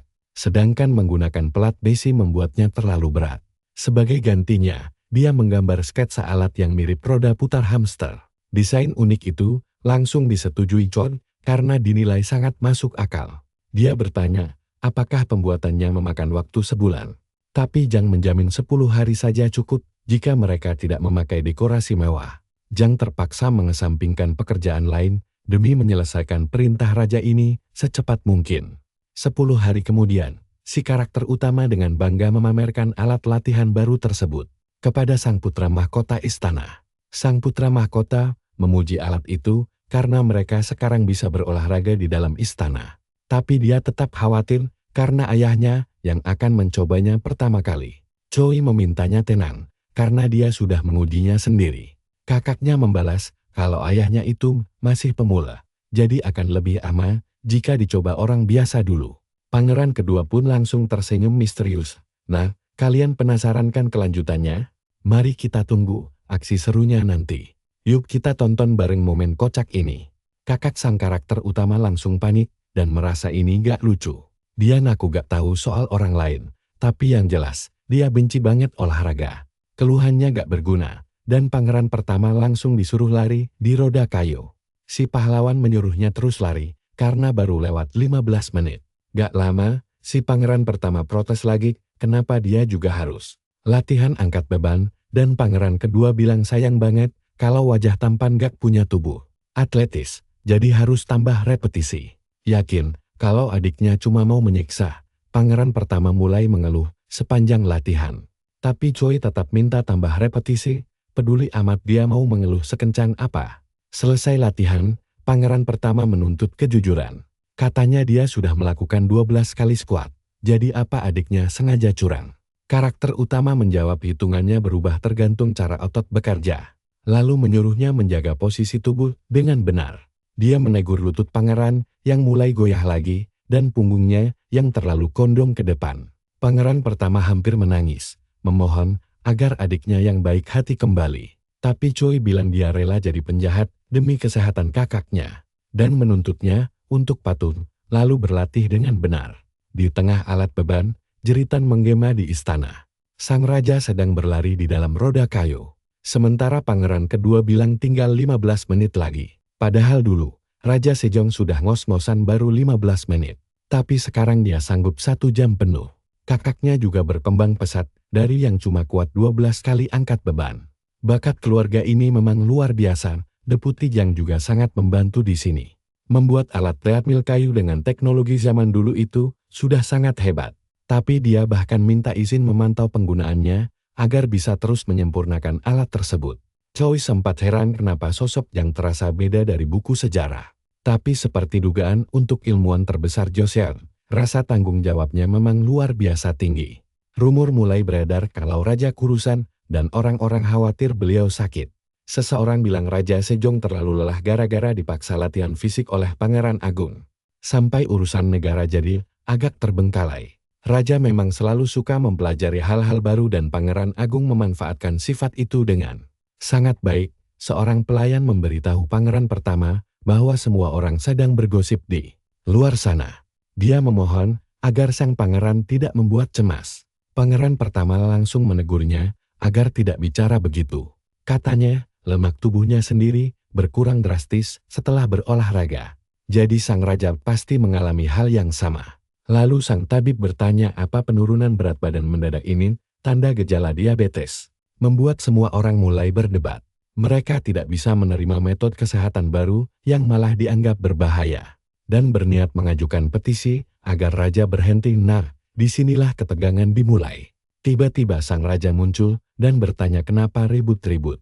Semua orang langsung melongo melihat penampilannya yang sekarang sudah berubah total. Saat bertanya sekali lagi, aura raja terasa jauh lebih kuat, lebih sehat, dan sangat berwibawa. Choi menenangkan sang tabib agar tidak khawatir karena berdasarkan catatan medis resmi kerajaan, raja berkeringat lebih banyak dan konsumsi airnya mulai berkurang.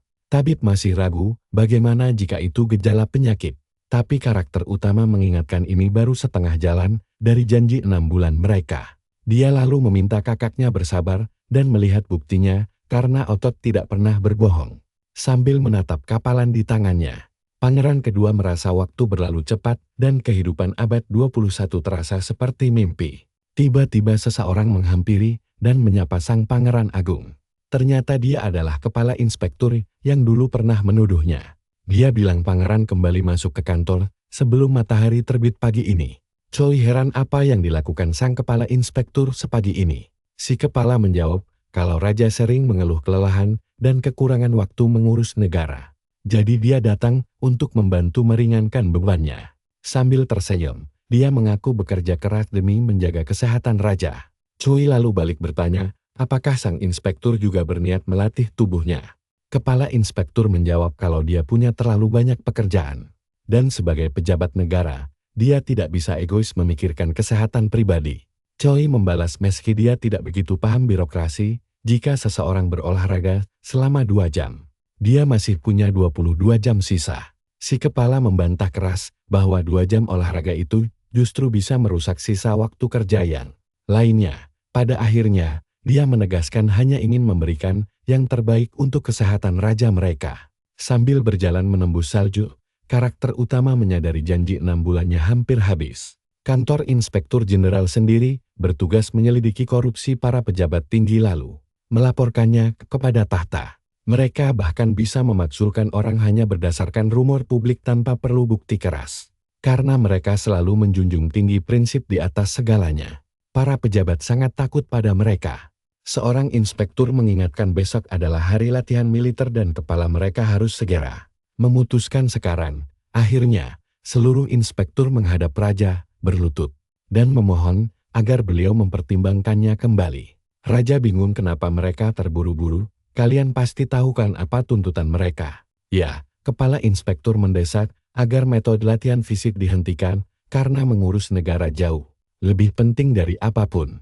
Meski raja tidak pernah mengabaikan tugas negara gara-gara olahraga, si kepala bersikeras seorang pemimpin harus memberi contoh yang benar. Mereka menuduh raja mengejar praktik aneh. Dengan tatapan tajam, raja menyindir masalah para inspektur yang terlalu kaku memegang prinsip lama. Hingga beliau kadang heran, apakah ini kesetiaan atau malah sebuah pembangkangan. Suasana seketika berubah menegangkan. Raja mempertanyakan prinsip mana yang mereka maksud. Lalu menegaskan dia berlatih binaraga demi memperkuat fisik agar bisa memimpin langsung latihan militer. Seorang pejabat memperingatkan tindakan ini berbahaya karena latihan militer adalah aturan dari mendiang Raja Taijou. Pejabat lain menambahkan jika raja tidak pandai berkuda, beliau bisa cedera sangat fatal. Bahkan pemuda saja butuh waktu setahun untuk memanah dari atas kuda. Namun, Raja Sejong tidak mundur.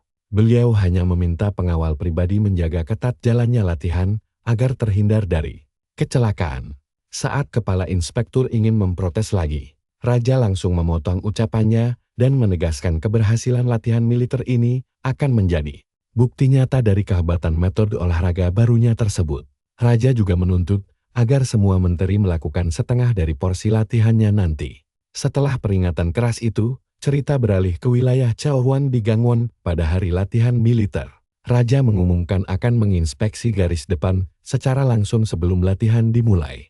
Atas perintahnya, seluruh prajurit wajib bergerak dengan formasi A, yang menuntut kekompakan tingkat tinggi tanpa celah. Para prajurit segera patuh, namun salah satu dari mereka ragu apa raja sanggup bergerak secepat itu. Sementara yang lain mengaku belum pernah melihatnya selama 10 tahun mengabdi. Wajar saja, karena di latihan sebelumnya raja hanya memberi perintah dari atas tandu mewah yang digotong prajurit. Tak lama, trompet dan genderang perang berbunyi tanda pasukan harus maju. Sambil memacu kudanya, raja merasa latihan berkuda 2 jam sehari bersama putra keduanya sangat tidak sia-sia. Sejong akhirnya paham ucapan mendiang Tahju bahwa berkuda itu sangat menyenangkan. Saat tubuhmu bugar, rasanya sungguh luar biasa beda. Melihat hal itu, putra mahkota tak menyangka ayahnya bisa berkuda segagah itu. Tiba-tiba raja melihat babi hutan di semak-semak. Penglihatannya pun kini jauh lebih tajam. Dia meminta putra mahkota segera menyerahkan busur dan anak panahnya. Di sisi lain, seorang prajurit bertanya kenapa kepala inspektur tidak ikut berburu. Si kepala menyuruhnya maju duluan karena dia tidak terburu-buru. Alasan sebenarnya jauh lebih gelap. Dia masih mendendam pada Choi yang dianggapnya sebagai ancaman nyata bagi keselamatan sang raja. Sebab dalam perang, apapun bisa terjadi. Dengan pikiran licik itu, dia menatap sang pangeran dengan niat buruk. Namun tepat saat dia ingin beraksi, sorak-sorai menggelegar karena raja berhasil memanah babi hutan. Seketika para prajurit langsung memuji kehebatan memanah sang raja. Ada yang bilang bidikan epik itu mirip seperti melihat mendiang Raja Tahju dahulu. Setelahnya, Sejong bersiap turun dari kuda. Saat kakinya baru menyentuh tanah, dia terpeleset hingga membuat putranya langsung panik. Namun saat ditanya keadaannya, raja malah tertawa lepas. Membuat pangeran pertama jadi sangat kebingungan. Raja mengaku baik-baik saja dan senang karena di usia tua ini, akhirnya dia paham asyiknya berkuda. Nah, perjalanan bugar raja baru dimulai, jadi pastikan kalian ikuti terus kelanjutan kisahnya ya. Halo kawan. Kali ini, kita bakal melihat Sejong yang setuju untuk berhati-hati. Sementara sang inspektur jenderal yang mengintai dari jauh kehilangan kesempatannya untuk menyerang. Dalang dibalik semua ini, jadi dia menepis egonya, menurunkan anak panah, lalu pergi begitu saja. Ini jadi momen kemenangan mutlak bagi Choi. Karena tubuh bugar sang raja membuktikan bahwa metode latihannya benar-benar berhasil saat dia membantunya berdiri. Raja bahkan mengakui sendiri kalau metode binaraga ini bukan sekadar olahraga biasa.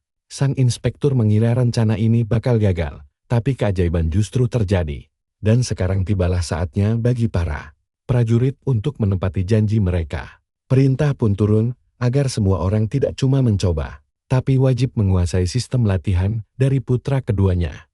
Karena cuma bawahan, para tentara tentu saja menerimanya tanpa protes. Beberapa waktu kemudian di istana, seorang pejabat melapor bahwa alat pertama yang diminta akhirnya selesai dibuat.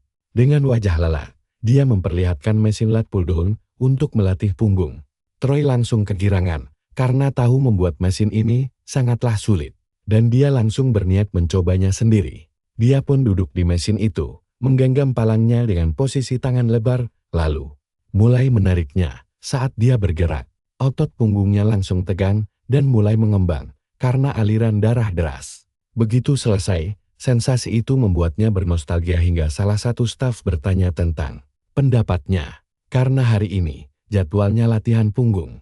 Troy berkata dia akan menyimpannya dan sangat menyukai tarikan alat tersebut. Sang penemu juga mengaku belajar banyak hal dari sang pangeran, terutama tentang bagaimana katrol bergerak bisa menyeimbangkan beban. Hal itu mengejutkan karakter utama. Jang belajar darinya, tapi dia tersadar kalau teknologi katrol belum umum di era ini. Jang lalu menjelaskan kalau saat menguji mesinnya, ketiaknya serasa mau robek. Nah, disinilah bagian serunya. Dia khawatir sang raja bakal menderita, tapi tetap harus melakukannya karena perintah kerajaan. Senyum ngerinya pun mendadak muncul, bikin Troy heran apa dia benar-benar tulus membantu. Terlepas dari itu, mesin berikutnya yang harus dibuat adalah lecture. Jang menjelaskan kalau alat ini jauh lebih sulit dibuat dan bisa memakan waktu sebulan. Mendengar hal itu, Troy merasa sang penemu kelelahan dan berniat meminta raja memberinya istirahat. Namun sebelum dia selesai berbicara, Yang langsung menolak karena merasa berutang budi sangat besar kepada raja yang telah mengangkat mantan budak sepertinya menjadi pejabat. Baginya, melihat sang pangeran berlatih dan pulih sudah merupakan imbalan yang luar biasa. Dia juga menjelaskan kalau lecur nanti akan mirip seperti kursi penabuh dum. Senyum anehnya pun kembali saat dia berkata ingin melihat bagaimana raja memakainya. Sementara itu, di istana, orang-orang penasaran sampai kapan Troy bakal melatih raja yang berolahraga 1 jam setiap hari. Sejong menegaskan bahwa jika para prajurit menolak, mereka sama saja melanggar sumpah setia kepada pemimpinnya. Maka dari itu, para prajurit tetap berlari kencan meski sudah benar-benar kehabisan napas karena ini perintah langsung. Saat sang karakter utama menyaksikan mereka memohon bantuan dan memintanya untuk menghentikan lari sang raja, dia hanya tersenyum sambil berkata mana mungkin bisa mengatur raja. Sahabat itu, prajurit langsung sadar bahwa pangeran sedang membalas dendam pada inspektur jenderal. Namun saat mengomen, dia tersandung barber dan jatuh tersungkur dengan wajah menghantam tanah. Membuat rekan-rekannya panik bertanya keadaannya. Sambil menangis kesakitan di lantai, dia berteriak kalau mereka tinggalkan saja dia dan lanjut berlari. Rekan-rekannya menolak dan berkata tetap bersama meski harus menggendongnya. Melihat momen itu, Choi asyik mendengar rintihan prajurit yang hampir pingsan. Hal itu justru membuatnya tersenyum puas, karena adegan penderitaan ini terasa sangat memuaskan. Baginya, seminggu setelah latihan brutal, di kediaman Inspektur Jenderal Yusufji, prajurit bertanya apakah atasannya itu benar-benar harus pergi dari istana. Yusufji membalas, apa gunanya mengungkit hal itu sekarang? Prajurit muda itu berkata kalau orang luar sudah bergosip tentang pemecatan dan pengasingan dirinya. Sang inspektur menjawab usianya sebentar lagi 50 tahun. Jadi tak ada yang perlu dipertahankan. Dia mengakui kalau kondisi raja memang menjadi jauh lebih sehat berkat metode binaraga. Bahkan Choi pun kini sudah menjelma menjadi sosok yang sangat berbeda. Dia menambahkan bahwa meskipun di luar urusan istana utama, pergerakan bangsa Jurchen akhir-akhir ini tampak sangat mencurigakan. Karena itu, dia berencana pergi ke Provinsi Hamgyal sebagai gubernur untuk memantau situasi mereka secara langsung. Sebelum berangkat, dia menyuruh bawahannya memperingatkan karakter utama agar waspada terhadap kunjungan dari utusan dinasti Ming. Kabar berembus bahwa pada kunjungan sebelumnya, Kasim Changseng mencoba sabun buatan Choi dan membeli sekitar 100 batang untuk Wang Shen. Sosok rakus yang punya ambisi sangat besar. Dan cepat atau lambat, dia pasti mendatangi Choi untuk berbisnis. Nah, mari kembali ke masa kini. Saat orang-orang heboh membahas artikel yang menduga Choi adalah penjelajah waktu. Pada festival musim gugur lalu, sebuah keluarga berkumpul menikmati permainan angkat beban. Dan kakek sangat bangga melihat kekuatan cucunya. Metode binaraga pun terbukti sudah menyebar sangat luas. Semua ini bermula dari karakter utama, putra kedua Raja Sejang Agung. Kontribusinya bukan hanya sekadar permainan rakyat biasa. Dia juga orang pertama di era itu yang berhasil menciptakan sabun dan alkohol medis, memicu spekulasi kalau dia melompati waktu. Seorang ahli sejarah Joseon bernama Dayun menyebut metode pangeran memang sangat mirip dengan sistem binaraga modern. Dia menambahkan saat muda, pangeran begitu hebat hingga dikira penjelajah waktu. Sayang belakangan, dia mengendurkan usahanya, padahal andai dia terus aktif membagikan panduan binaraga tersebut, hal ini bisa mendunia dan bukan sekadar mainan lokal. Tapi pada akhirnya, dia hanya dikenal sebagai tokoh sejarah kecil penyumbang satu jenis permainan rakyat bagi kebudayaan bangsa. Kembali ke masa lalu, Choi terbangun dan bertekad mengubah masa depan. Saat bekerja, saudaranya heran mimpi apa yang membuatnya bertindak ekstra hati-hati. Ditambah lagi, karakter utama terlihat pucat dan harus mengurangi waktu membaca. Hal itu mengingatkan karakter utama pada mimpinya. Tak ingin disalahkan generasi masa depan, dia memaksakan diri bekerja keras meskipun hampir pingsan tertimbun tumpukan buku. Dia teringat ucapan raja yang bertekad menciptakan aksara baru untuk rakyat keesokan harinya. Choi sadar dia bukan sarjana hebat, tapi dalam hal memimpin dan melatih fisik, dia yakin mereka pasti sanggup. Raja memintanya membantu menyelaraskan lafal bahasa Sanskerta menggunakan buku fonetik. perpustakaan sebagai panduan, tugas berat itu membuatnya sadar betapa sulitnya menciptakan bunyi tepat untuk diajarkan kepada rakyat. Di saat bersamaan, dia ingat kalau Putranai masih menganggap sang ayah sebagai sosok misterius yang mendadak muncul di tengah malam. Mendengar karakter utama terus menghela napas, putra mahkota menyindir kalau dia terdengar persis seperti asisten Komandan Jang. Sang pangeran lalu bertanya kapan Choi akan merekrut murid baru, mengingat dia butuh pelatih sekaligus asisten. Karakter utama mengusulkan Million, anak selir yang mustahil naik jabatan di istana.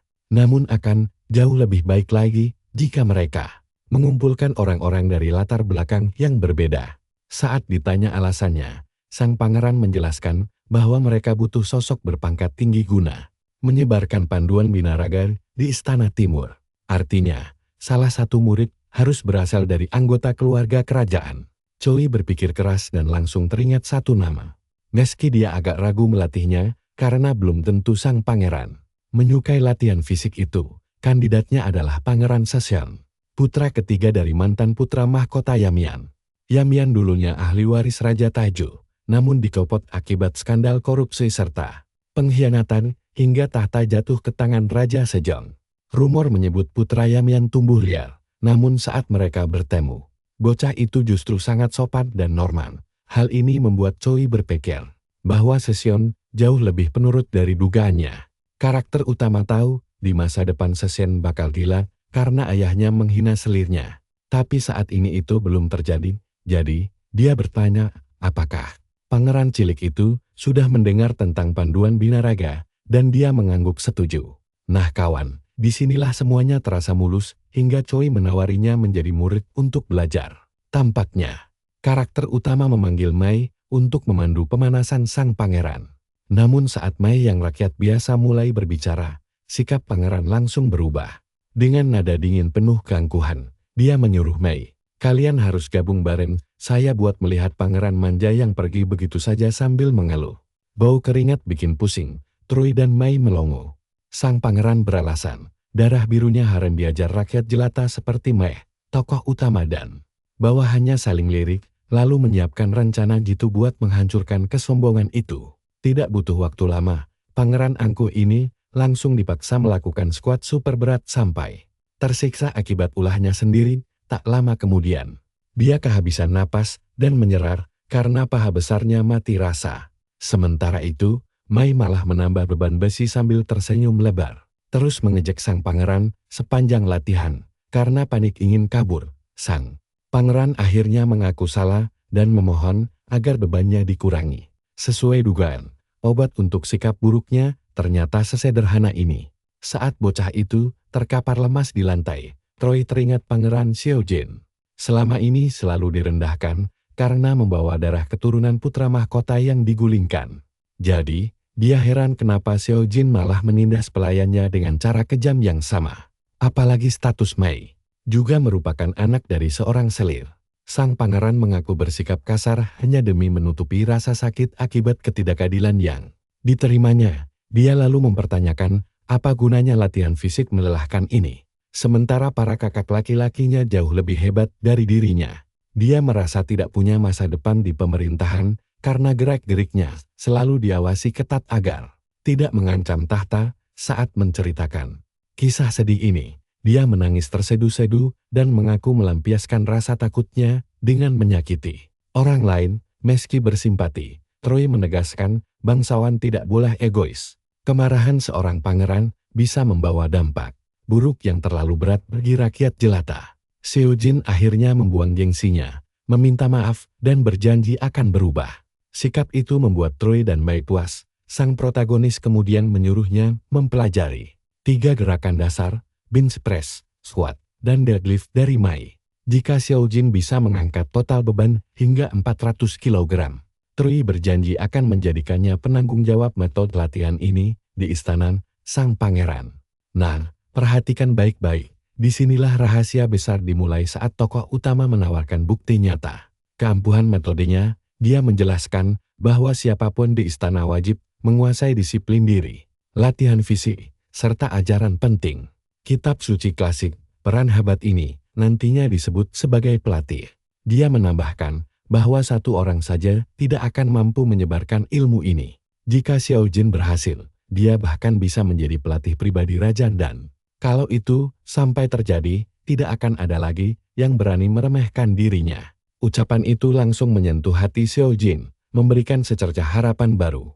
Sambil meneteskan air mata, dia bertanya, apakah masih ada kesempatan untuknya belajar sejak awal. Choi menenangkannya dan berjanji akan membantu bersama Mei. Dia juga membocorkan bahwa raja sedang menciptakan aksara baru untuk mempermudah rakyat jelata dalam membaca seluruh kitab suci. Aksara ini nantinya dinamakan suara yang tepat untuk mendidik rakyat, karena bahasa kerajaan sangat berbeda dengan dinasti Han, sehingga banyak orang kesulitan mengekspresikan pikiran mereka melalui tulisan resmi. Karena rasa belas kasih, Baginda Raja akhirnya memutuskan menciptakan 28 huruf baru untuk mendidik rakyat. Tujuannya adalah merekam ucapan sehari-hari dengan tepat, dan Choi yakin ini akan membawa kebaikan besar. Hari berikutnya di rumah, putra kesayangan sang protagonis berlari gembira menyambut kepulangannya. Tokoh utama langsung merentangkan tangan untuk menggendong si kecil bersama anak kucing peliharaan. Mereka dipelukan hangat ayahnya. Bocah itu penasaran kenapa pamannya selalu tidur telentang. Bahkan kemarin sampai memohon ampun agar tidak dihajar lagi. Sang ayah tersenyum lalu menjelaskan filosofi bahwa tanpa rasa sakit, tidak akan ada otot yang tumbuh. Anak itu kemudian memuji pamannya, Xiao Jin. Sangat hebat karena bisa duduk tegap saat yang lain pingsan setelah latihan. Namun Xiao Jin merendah dan berkata itu bukan hal yang luar biasa. Dia hanya memulai latihan lebih lambat dari yang lain, jadi dia tidak boleh bermalas-malasan. Dia lalu mengalihkan pembicaraan dan menyarankan agar anak itu mulai diajari kedisiplinan membaca sejak dini. Secara mengejutkan, si kecil malah menunjukkan bahwa dia sudah membawa bukunya sendiri. Kaget melihatnya, Xiao Jin heran sejak kapan anak sekecil itu bisa membaca. Tapi si bocah malah menawarkan buku tersebut. Choi merenungi masa lalunya yang hanya berisi barbel dan angkat beban. Namun kini dia mendidik putra berusia 5 tahun di zaman kuno. Kehidupan modernnya kini terasa seperti mimpi belaka yang sangat jauh. Meski begitu, olahraga kini resmi menjadi bagian dari rutinitas harian keluarganya. Bahkan sang istri pun rajin berlatih dengan gembira. Tapi setelah melakukan satu set latihan deadlift, matanya mendadak terpejam lalu pingsan. Membuat Choi panik setengah mati. Dia bergegas menangkap tubuh istrinya dan memastikan kondisinya. Sang istri mengeluh kepalanya mendadak pusing hebat dan mual, membuat orang-orang di sekitar mereka mulai panik kebingungan. Tokoh utama menenangkan mereka dan menduga ini akibat salah mengatur napas yang menghambat aliran oksigen ke otak. Untung saja dia berada di dekatnya. Jika tidak, sang istri pasti sudah terluka parah. Kalian pasti paham masalah ini kan? Makin marak orang berlatih fisik, ancaman cedera pun mulai bermunculan di mana-mana. Troy pun mencari solusi, hingga suatu hari dia diajak menemui seseorang. Orang itu bernama Wu Hangi, seorang prajurit tangguh jebalan ujian militer kerajaan. Mengingat kontes kekuatan yang pernah diadakan sang protagonis, teman Choi bercerita bahwa Wu Hangi juga sempat ditantang kala itu. Berhasil mengangkat batu raksasa seukuran tubuh orang dewasa. Sayangnya, dia langsung tumbang setelahnya dan harus diberhentikan dari militer karena cedera punggung parah yang membuatnya bungkuk. Tokoh utama merasa nama itu tidak begitu asing baginya. Temannya mengingatkan bahwa Wu adalah perwira pahlawan yang meredam pemberontakan besar kala kudeta berlangsung. Sang protagonis menyadari pria sahabat itu justru harus hancur tepat setelah meraih prestasinya. Sambil melakukan pull-up super cepat, dia merasa bersalah karena merasa metode latihannya yang ekstrem menjadi pemicu cedera tersebut.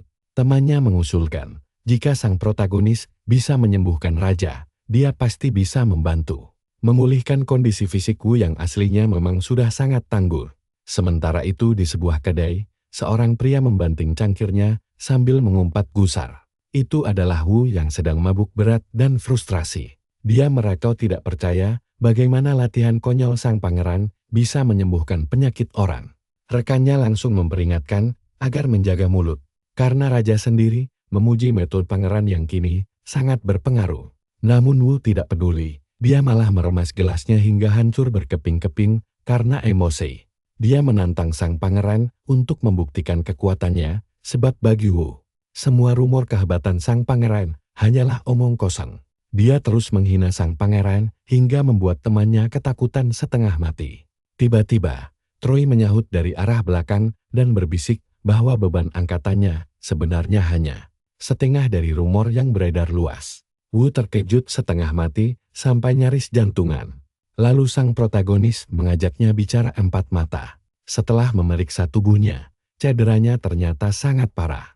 Ditambah lagi, Wu sengaja menambah berat badannya demi mempercepat pemulihan. Dia bahkan nekat terus berkuda agar tidak semakin gemuk, yang justru membuat kondisi fisiknya kian memburuk. Troy menjelaskan bahwa berolahraga dalam keadaan cedera adalah kesalahan fatal yang memperparah keadaan dan Wu dengan putus asa bertanya, apakah dia masih bisa disembuhkan?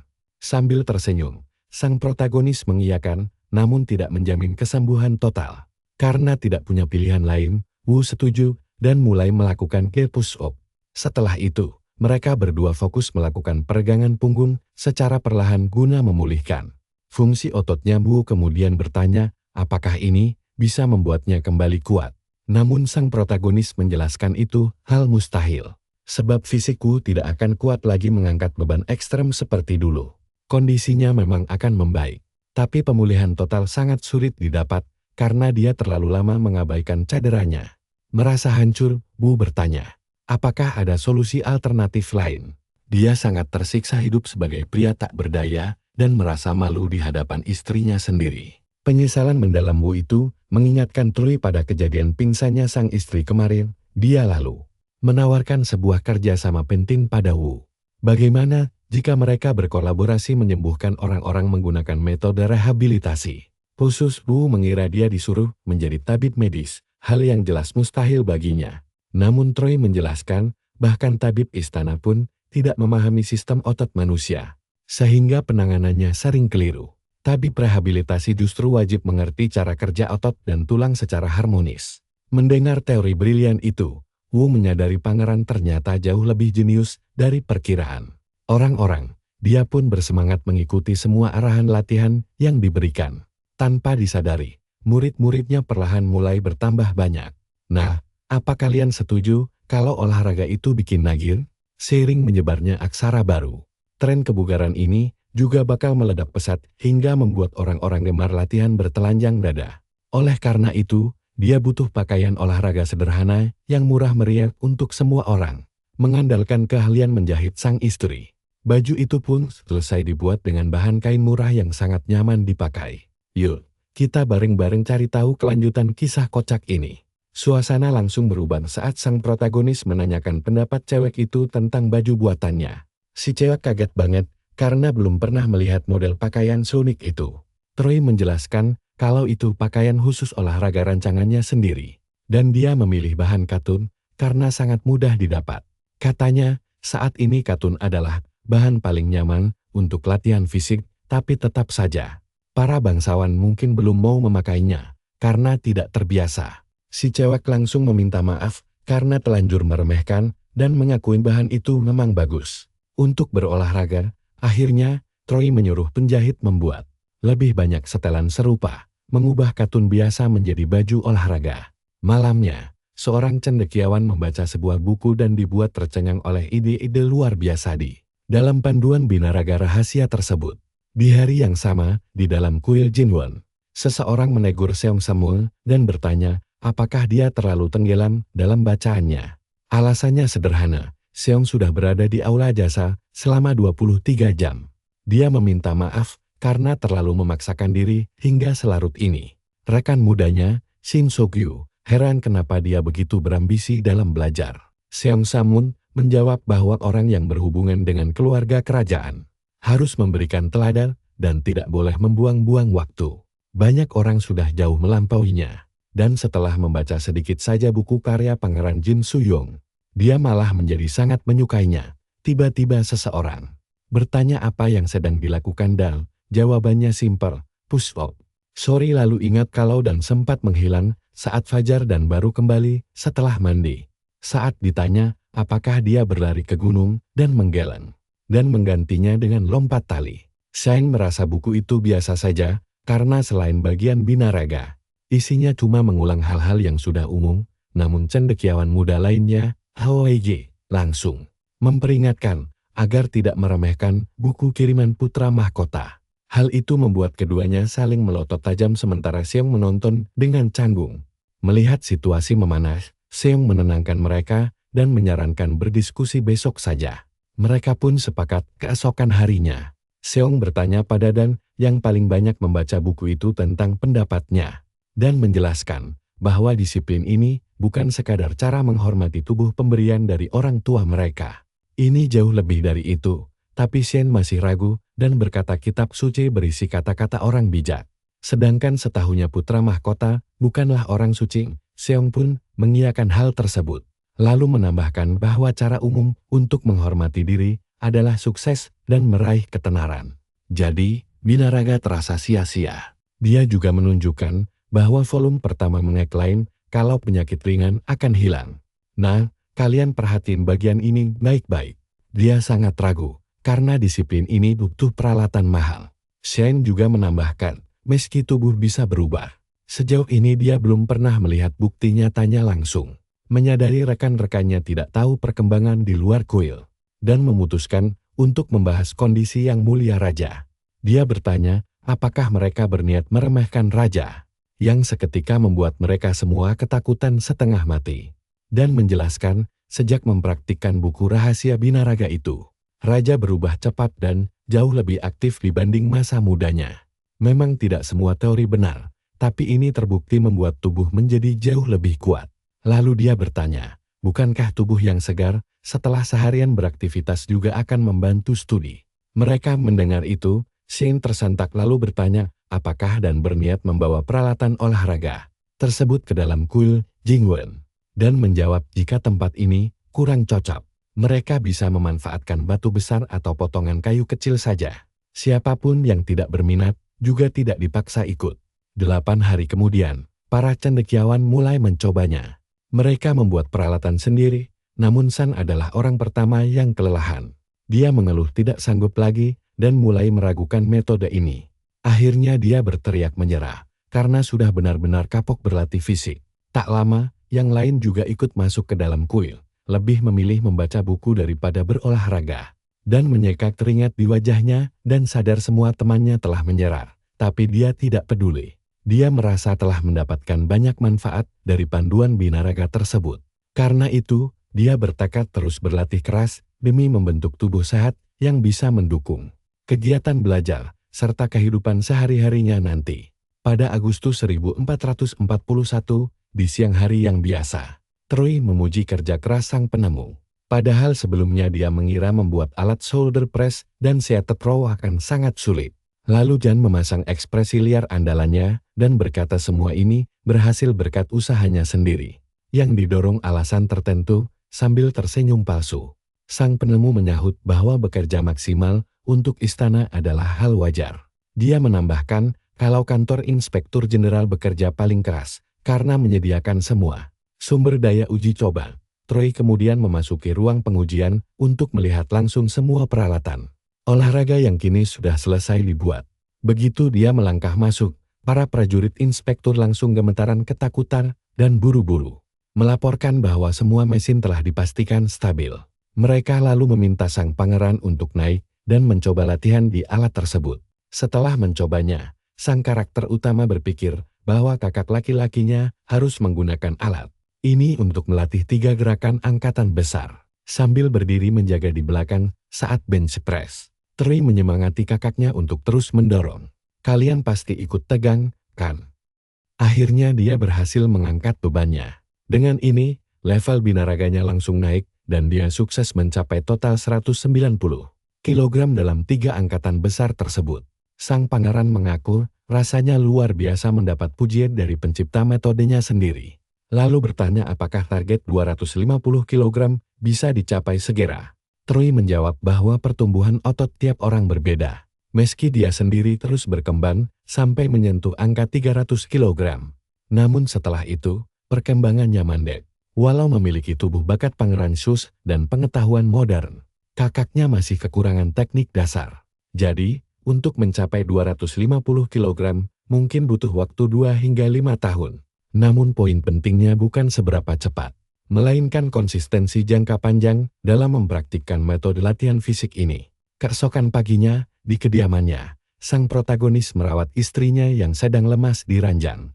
Sang istri meminta maaf karena telah membuatnya khawatir dan menjelaskan bahwa mual-mual di pagi harinya sudah berlangsung cukup lama. Bahkan dia sampai tidak bisa makan apa-apa. Sambil meminta maaf lagi, sang istri menyajikan daging babi dan Choi menyadari kalau akhir-akhir ini istrinya hanya bisa memakan makanan yang ringan dan tidak berminyak.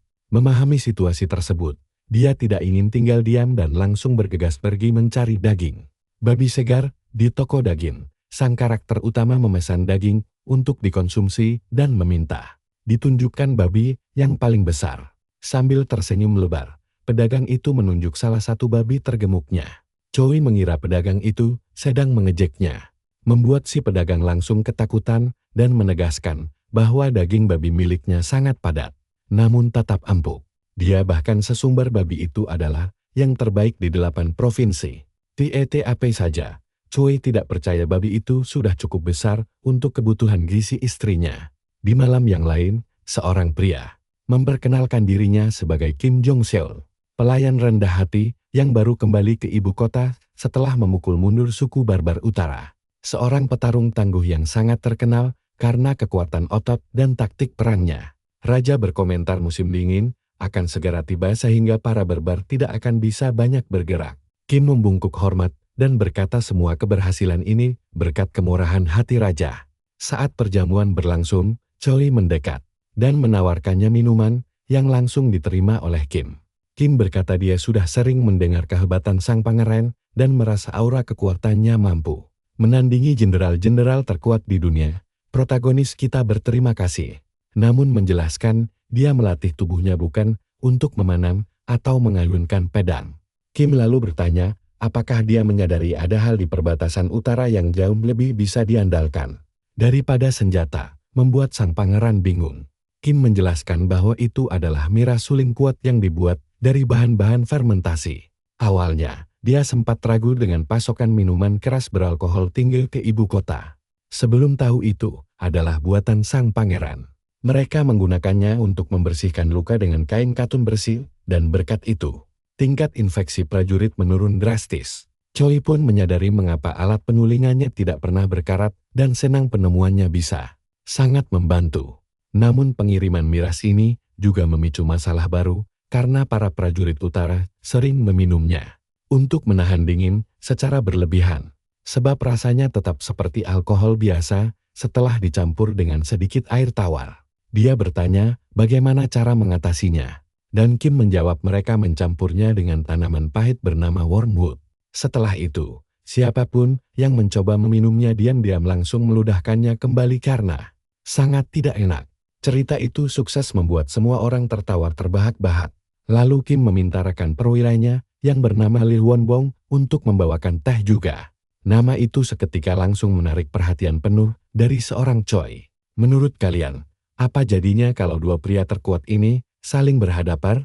Tulis opini kalian di kolom komentar ya. Kita tunggu saja kelanjutan pertarungan seru mereka di rangkuman video berikutnya. Teman-teman, kalian harus ikut denganku buat melihat salah satu kisah pertarungan paling kocak dan epik di dinasti Joseon ini. Dengan mata pelatihnya, Choi menganalisis sang prajurit. Dia adalah orang Joseon pertama yang terasa setara dengannya, dengan postur petarung luar biasa. Di sejarah asli, saat Sujin naik tahta, dia mencoba memperkuat pasukan militernya. Dia mengumpulkan suku Jurchen dari provinsi Hamel. Tapi para jenderalnya sendiri malah mengkhianati dan membunuhnya hingga pemberontakan gagal. Meski begitu, dia tetap dikenang sebagai pria terkuat dalam sejarah. Hal itu membuat karakter utama was-was terhadap Yu Seok-lok dan bertanya-tanya apa tujuan. Sebenarnya, semua terasa aneh, tapi Choi paham bahwa jika sejarah berulang, dia bisa mati di tangan pria ini. Yu berkata kabar tentang kekuatan luar biasa sang pangeran sudah menyebar sampai ke utara, yang menurutnya agak memalukan. Namun, dia mengaku punya banyak pertanyaan tentang metode sekretaris pembentuk tubuh itu. Dia meminta izin untuk berkunjung nanti. Karakter utama berpikir kontes kekuatan di depan umum hanya akan membuat orang cemas. Jadi permintaan itu masuk akal dan dia langsung menyetujuinya. Choi mulai menilai prajurit ini lebih baik dari dugaan awalnya. Keesokan paginya, pria itu datang mencari kediaman pangeran. Kehadirannya saja sudah cukup membuat kedua murid Choi merasa sangat tegang. Dia mengaku sudah membaca metode sekretaris pembentuk tubuh dan bertanya, apakah benda di tangan Susan adalah barbel kecil. Susan membenarkannya. Sang prajurit pun meminta izin untuk memegang benda besi padat itu. Susan memperingatkannya agar berhati-hati dengan besi kor padat itu. Saat diangkat, rasanya memang sangat berat. Susan shock, dia sendiri kesulitan mendayung barbel 10 kg itu. Tapi pria ini santai saja. Dia langsung mengangkatnya pada percobaan pertama. Lalu, Yu menyinggung total angkatan 375 kg milik pangeran. Dia pun penasaran seberapa banyak beban yang bisa dia angkat sendiri. Nah, coba perhatikan baik-baik di bagian ini. Karena disinilah kita bakal melihat perbedaan kekuatan yang sebenarnya. Dia langsung mencoba latihan deadlift dan menunjukkan kekuatan yang sangat mengerikan. Susan pun ketakutan melihat celah kekuatan mereka. Prajurit itu lalu menurunkan bebannya. Dan Choi memujinya karena berhasil mencapai total 260 kg. Di era ini, dia sungguh luar biasa. Choi menyadari ada sesuatu yang mengganjal di ekspresi wajah sang prajurit mengenai metode pembentuk tubuh tersebut. Yu sempat mengelak dan berkata dia belajar banyak. Tetapi Choi memintanya untuk jujur saja. Bahkan Choi sendiri menemukan beberapa kekurangan setelah menciptakan metode itu. Yu lalu teringat ucapan raja bahwa Pangeran Agung membuat latihan ini demi menyempurnakan kondisi fisik para tentara di medan perang. Choi bertanya, apakah metode ini sulit diterapkan di militer? Yu menjelaskan bahwa binaraga hanya fokus membesarkan otot, dan itu sangat berbeda dengan cara menggunakan senjata dalam pertempuran yang sesungguhnya. Seorang petarung membutuhkan jenis tubuh yang berbeda. Karakter utama merasa pernah mendengar argumen ini sebelumnya bahwa otot besar hanya pajangan. Yu menambahkan, metode ini juga mengharuskan makan daging setiap hari. Prajurit biasa tentu saja tidak bisa melakukan itu. Jadi, jika teks militer dan teks akademis berbeda arah, metode ini hanya cocok untuk kalangan akademis saja yang tidak perlu terjun ke medan tempur. Setelah menyebut metode ini tidak praktis, sang prajurit pergi. Choi merasa kesal karena menganggap pria itu tidak tahu apa-apa tentang latihan militer yang sebenarnya, padahal dia punya latar belakang militer. Di kehidupan sebelumnya, Choi pernah menjabat sebagai sersan cadangan militer Korea Selatan. Karena dunia militer adalah keahliannya, dia bersumpah akan menciptakan metode khusus tentara dalam waktu 3 tahun ke depan. Sementara itu di istana, Raja sedang mempelajari sebuah gulungan surat dengan teliti. Putra mahkota bertanya, apakah ada masalah? Dan Raja menjawab bahwa Kekaisaran Ming ingin membeli 100 batang sabun. Ini kabar gembira yang membuat kerja keras menanam pohon uli dia jadi sepadan. Namun, mereka juga ingin menemui Su Yang, sang pangeran pembuat sabun. Raja bingung karena putranya tak punya hubungan dengan kekaisaran. Tetapi putra mahkota menganggap ini kesempatan bagus. Di antara keluarga kerajaan, adiknya dikenal memiliki pandangan paling visioner. Jadi, dia menyarankan untuk mengirim Su Yang ke Kekaisaran Ming sebagai perwakilan resmi negara mereka. Di tempat lain, setelah sesi bench press yang berat, Su Heung tampak kelelahan. Sementara Choi puas melihat perkembangannya. Dalam setahun, bocah ini berhasil mencapai total angkatan 190 kg. Dia berpeluang menjadi asisten instruktur tahun depan. Hal itu membuatnya senang, meski dia ragu bisa mengejar kekuatan putra mahkota. Su Heung kemudian mengganti topik pembicaraan dan menanyakan soal selir pangeran. Karakter utama mengingat momen saat Su Heung hampir mengambil selir dulu. Saat itu, dia membatalkannya demi fokus pada hal lain. Namun kini, Su Heung akhirnya menerima seorang selir karena desakan orang di sekitarnya. Mereka khawatir karena Su Heung belum memiliki keturunan. Akhirnya, dia menikahi putri keluarga Yong dari Him Yong. Choi teringat bahwa di era ini, wajar bagi pria usia di atas 20 menikah lagi. Sebagian besar orang memiliki anak sebelum usia 20 tahun. Bahkan Raja Sejong Agung pun sempat sangat cemas sebelum kakak laki-lakinya memiliki anak pada usia 23 tahun. Su Heung lalu bertanya, Kalian juga pasti berpikir hal yang sama denganku kan? Sang ayah bisa-bisa bertindak nekat kepada menantunya sendiri. Jadi, Choi berbohong bahwa ada ramalan buruk dalam kitab perubahan tentang bencana besar. Dia memperingatkan bahwa setelah mengambil istri kedua, bencana yang disebabkan oleh manusia akan terjadi. Hal itu membuat Su Heung bingung karena ini bukan soal cuaca buruk, melainkan ancaman dari seseorang yang nyata. Choi bertanya, bagaimana cara menghentikannya? Jawabannya sederhana, lawan kekuatan dengan kekuatan. Su Heung mengangguk setuju. Jika ada pencuri yang berniat jahat, mereka harus dilawan secara langsung dengan fisik yang kuat. Tapi, dia bingung bagaimana seorang wanita bisa melatih kekuatan seperti itu. Karakter utama meyakinkan ada caranya, lalu menyuruh Su Heung mencengkeram kerah bajunya untuk mendemonstrasikan sebuah teknik bela diri praktis. Choi menjelaskan sebelum orang memukul, mereka biasanya mencengkeram kerah korban terlebih dahulu. Su Heung membenarkannya dan mengaku sering melakukan itu dulu. Begitu Su Heung mencengkeram bajunya dengan erat, simulasi langsung dimulai.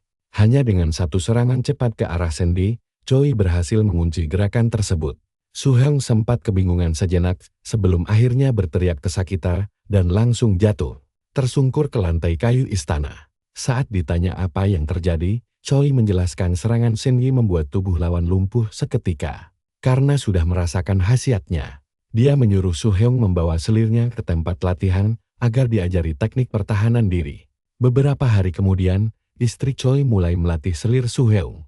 Awalnya, gadis itu berlatih dengan sangat perlahan karena masih belum menemukan ritme gerakan yang tepat saat melakukan kuncian sendi tersebut. Ketika ditanya, apakah Nyonya Yun kesulitan belajar, dia menjawab bahwa semuanya aman terkendali. Dia masih bingung mengapa harus mempelajari teknik ini. Dan Su Heung hanya berpesan bahwa ini akan berguna suatu hari nanti. Waktu pun berlalu, hingga pada Juni 1442, kabar darurat datang kepada pangeran kedua. Seorang pelayan mengabarkan hal buruk menimpa Pangeran Agung Susan. Choi tahu waktunya telah tiba. Pelayan berkata sang pangeran diserang oleh anggota keluarganya sendiri hingga lengannya terluka, dan giginya patah. Karakter utama sangat terkejut. Padahal saudaranya itu sudah diajarkan dasar pertahanan diri yang kuat. Kisah lalu beralih menunjukkan apa yang sebenarnya terjadi. Di kamarnya, ayah pangeran yang sedang mabuk berat mengejek putranya karena terlalu giat belajar. Merasa bosan, dia meminta teh disajikan segera. Menantunya membawakan teh itu sendiri. Namun sang ayah mertua malah menepis cangkir dari tangannya hingga jatuh.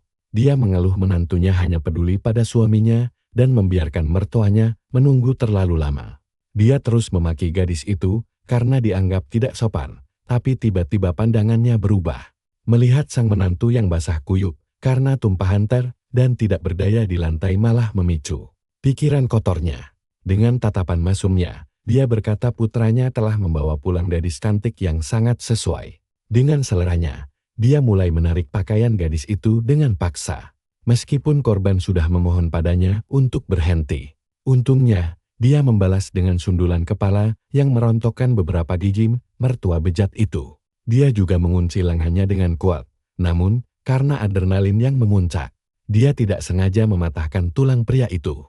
Karena korban adalah anggota kerajaan berpangkat tinggi, kasus ini langsung dibawa ke pengadilan. Raja meminta kepala penyelidik untuk mempresentasikan semua hasil temuan dari Badan Investigasi Khusus Kerajaan. Dan disinilah kita ditinggalkan dengan rasa penasaran yang luar biasa mengenai akhir kisahnya. Raja menuntut penjelasan bagaimana Yun yang lemah bisa menumbangkan seorang pria terlatih. Kalian dan saya akan melihat kisah gila ini, di mana interrogator menjelaskan Troy dan muridnya melatih gadis itu teknik melumpuhkan. Sang pangeran selamat cuma karena dia paham bela diri, kalau orang biasa pasti sudah tewas. Si pelaku malah memohon pada raja untuk menghukum si gadis dan guru bela dirinya. Mendengar itu, raja teringat pria jahat ini dulu memanggilnya keponakan kesayangan. Tapi sekarang dia malah ikut disalahkan saat raja bertanya. Dia menegaskan hanya mengajarkan pertahanan diri dan raja awalnya percaya. Raja lalu berkata bahwa ini bukanlah jurus mematikan, melainkan hanya sebuah cara untuk melindungi diri sendiri. Raja lalu bertanya pada sisi pengadilan, siapa yang sebenarnya salah. Penasihat Agung Tuan Hui bilang melihat kelakuan minus sang pangeran. Dia pasti mencoba berbuat mesum, tapi menteri keadilan Yugamon berargumen bahwa apapun alasannya, sang selir tetap bersalah karena melukai ayah mertuanya sendiri. Hal ini membuat raja pusing karena meski tahu kelakuan buruk saudaranya, hukum dinasti tetaplah hukum. Di Joseon, tindakan itu setara pengkhianatan negara dan bisa dihukum mati. Raja sangat membenci situasi ini, namun dia tetap harus menjatuhkan vonis hukuman pada. Akhirnya, Selir Yun divonis hukuman 20 cambukan yang harus segera dijalankan. Dia langsung dibaringkan untuk dicambuk.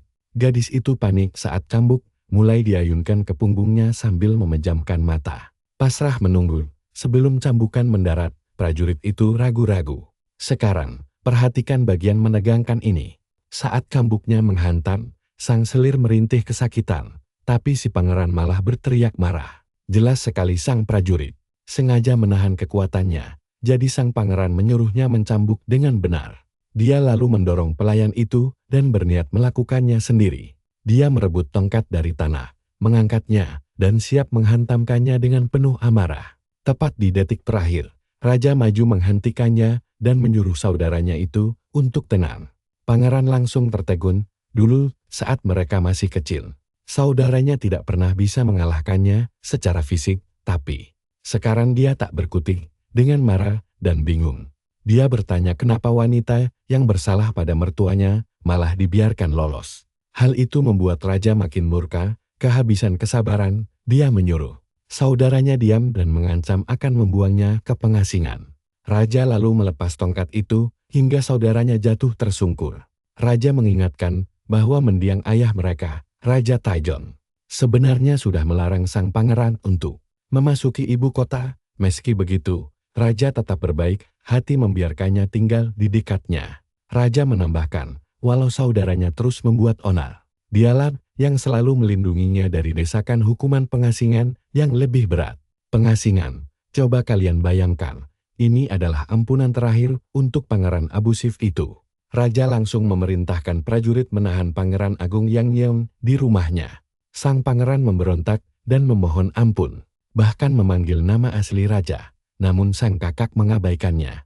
Prajurit tadi kembali untuk melanjutkan hukuman si gadis. Tapi raja membatalkannya dan menyuruh mereka segera melepas ikatannya. Sangat bersyukur atas pengampunan itu, yang berterima kasih dengan tulus. Melihat betapa kacaunya kejadian ini, raja langsung mencarikan rumah baru untuk keluarga pangeran. Menyadari betapa tertekannya Sunung, raja menyuruhnya berhenti cemas dan beristirahat, yang langsung diterima Sunung dengan lega. Tidak lama setelah Pangeran Agung Yang ditahan di rumah, anak kedua Choi lahir dengan selamat. Pada hari yang tenang, seorang tamu datang ke kediaman karakter utama untuk pertama kalinya. Setelah memberi hormat, anak laki-laki itu memperkenalkan dirinya sebagai Uiji Sunung Nem Dante dari klan Jinjuha. Karakter utama ingat sering melihatnya di jalan menuju aula kebajikan.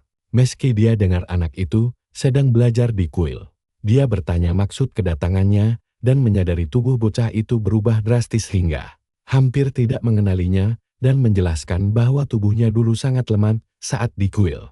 Jadi dia mulai mengikuti panduan binaraga. Awalnya latihan itu membuatnya hampir pingsan, tapi dia mulai terbiasa. Setelah melihat hasilnya, dia datang untuk berterima kasih langsung pada sang pencipta panduan.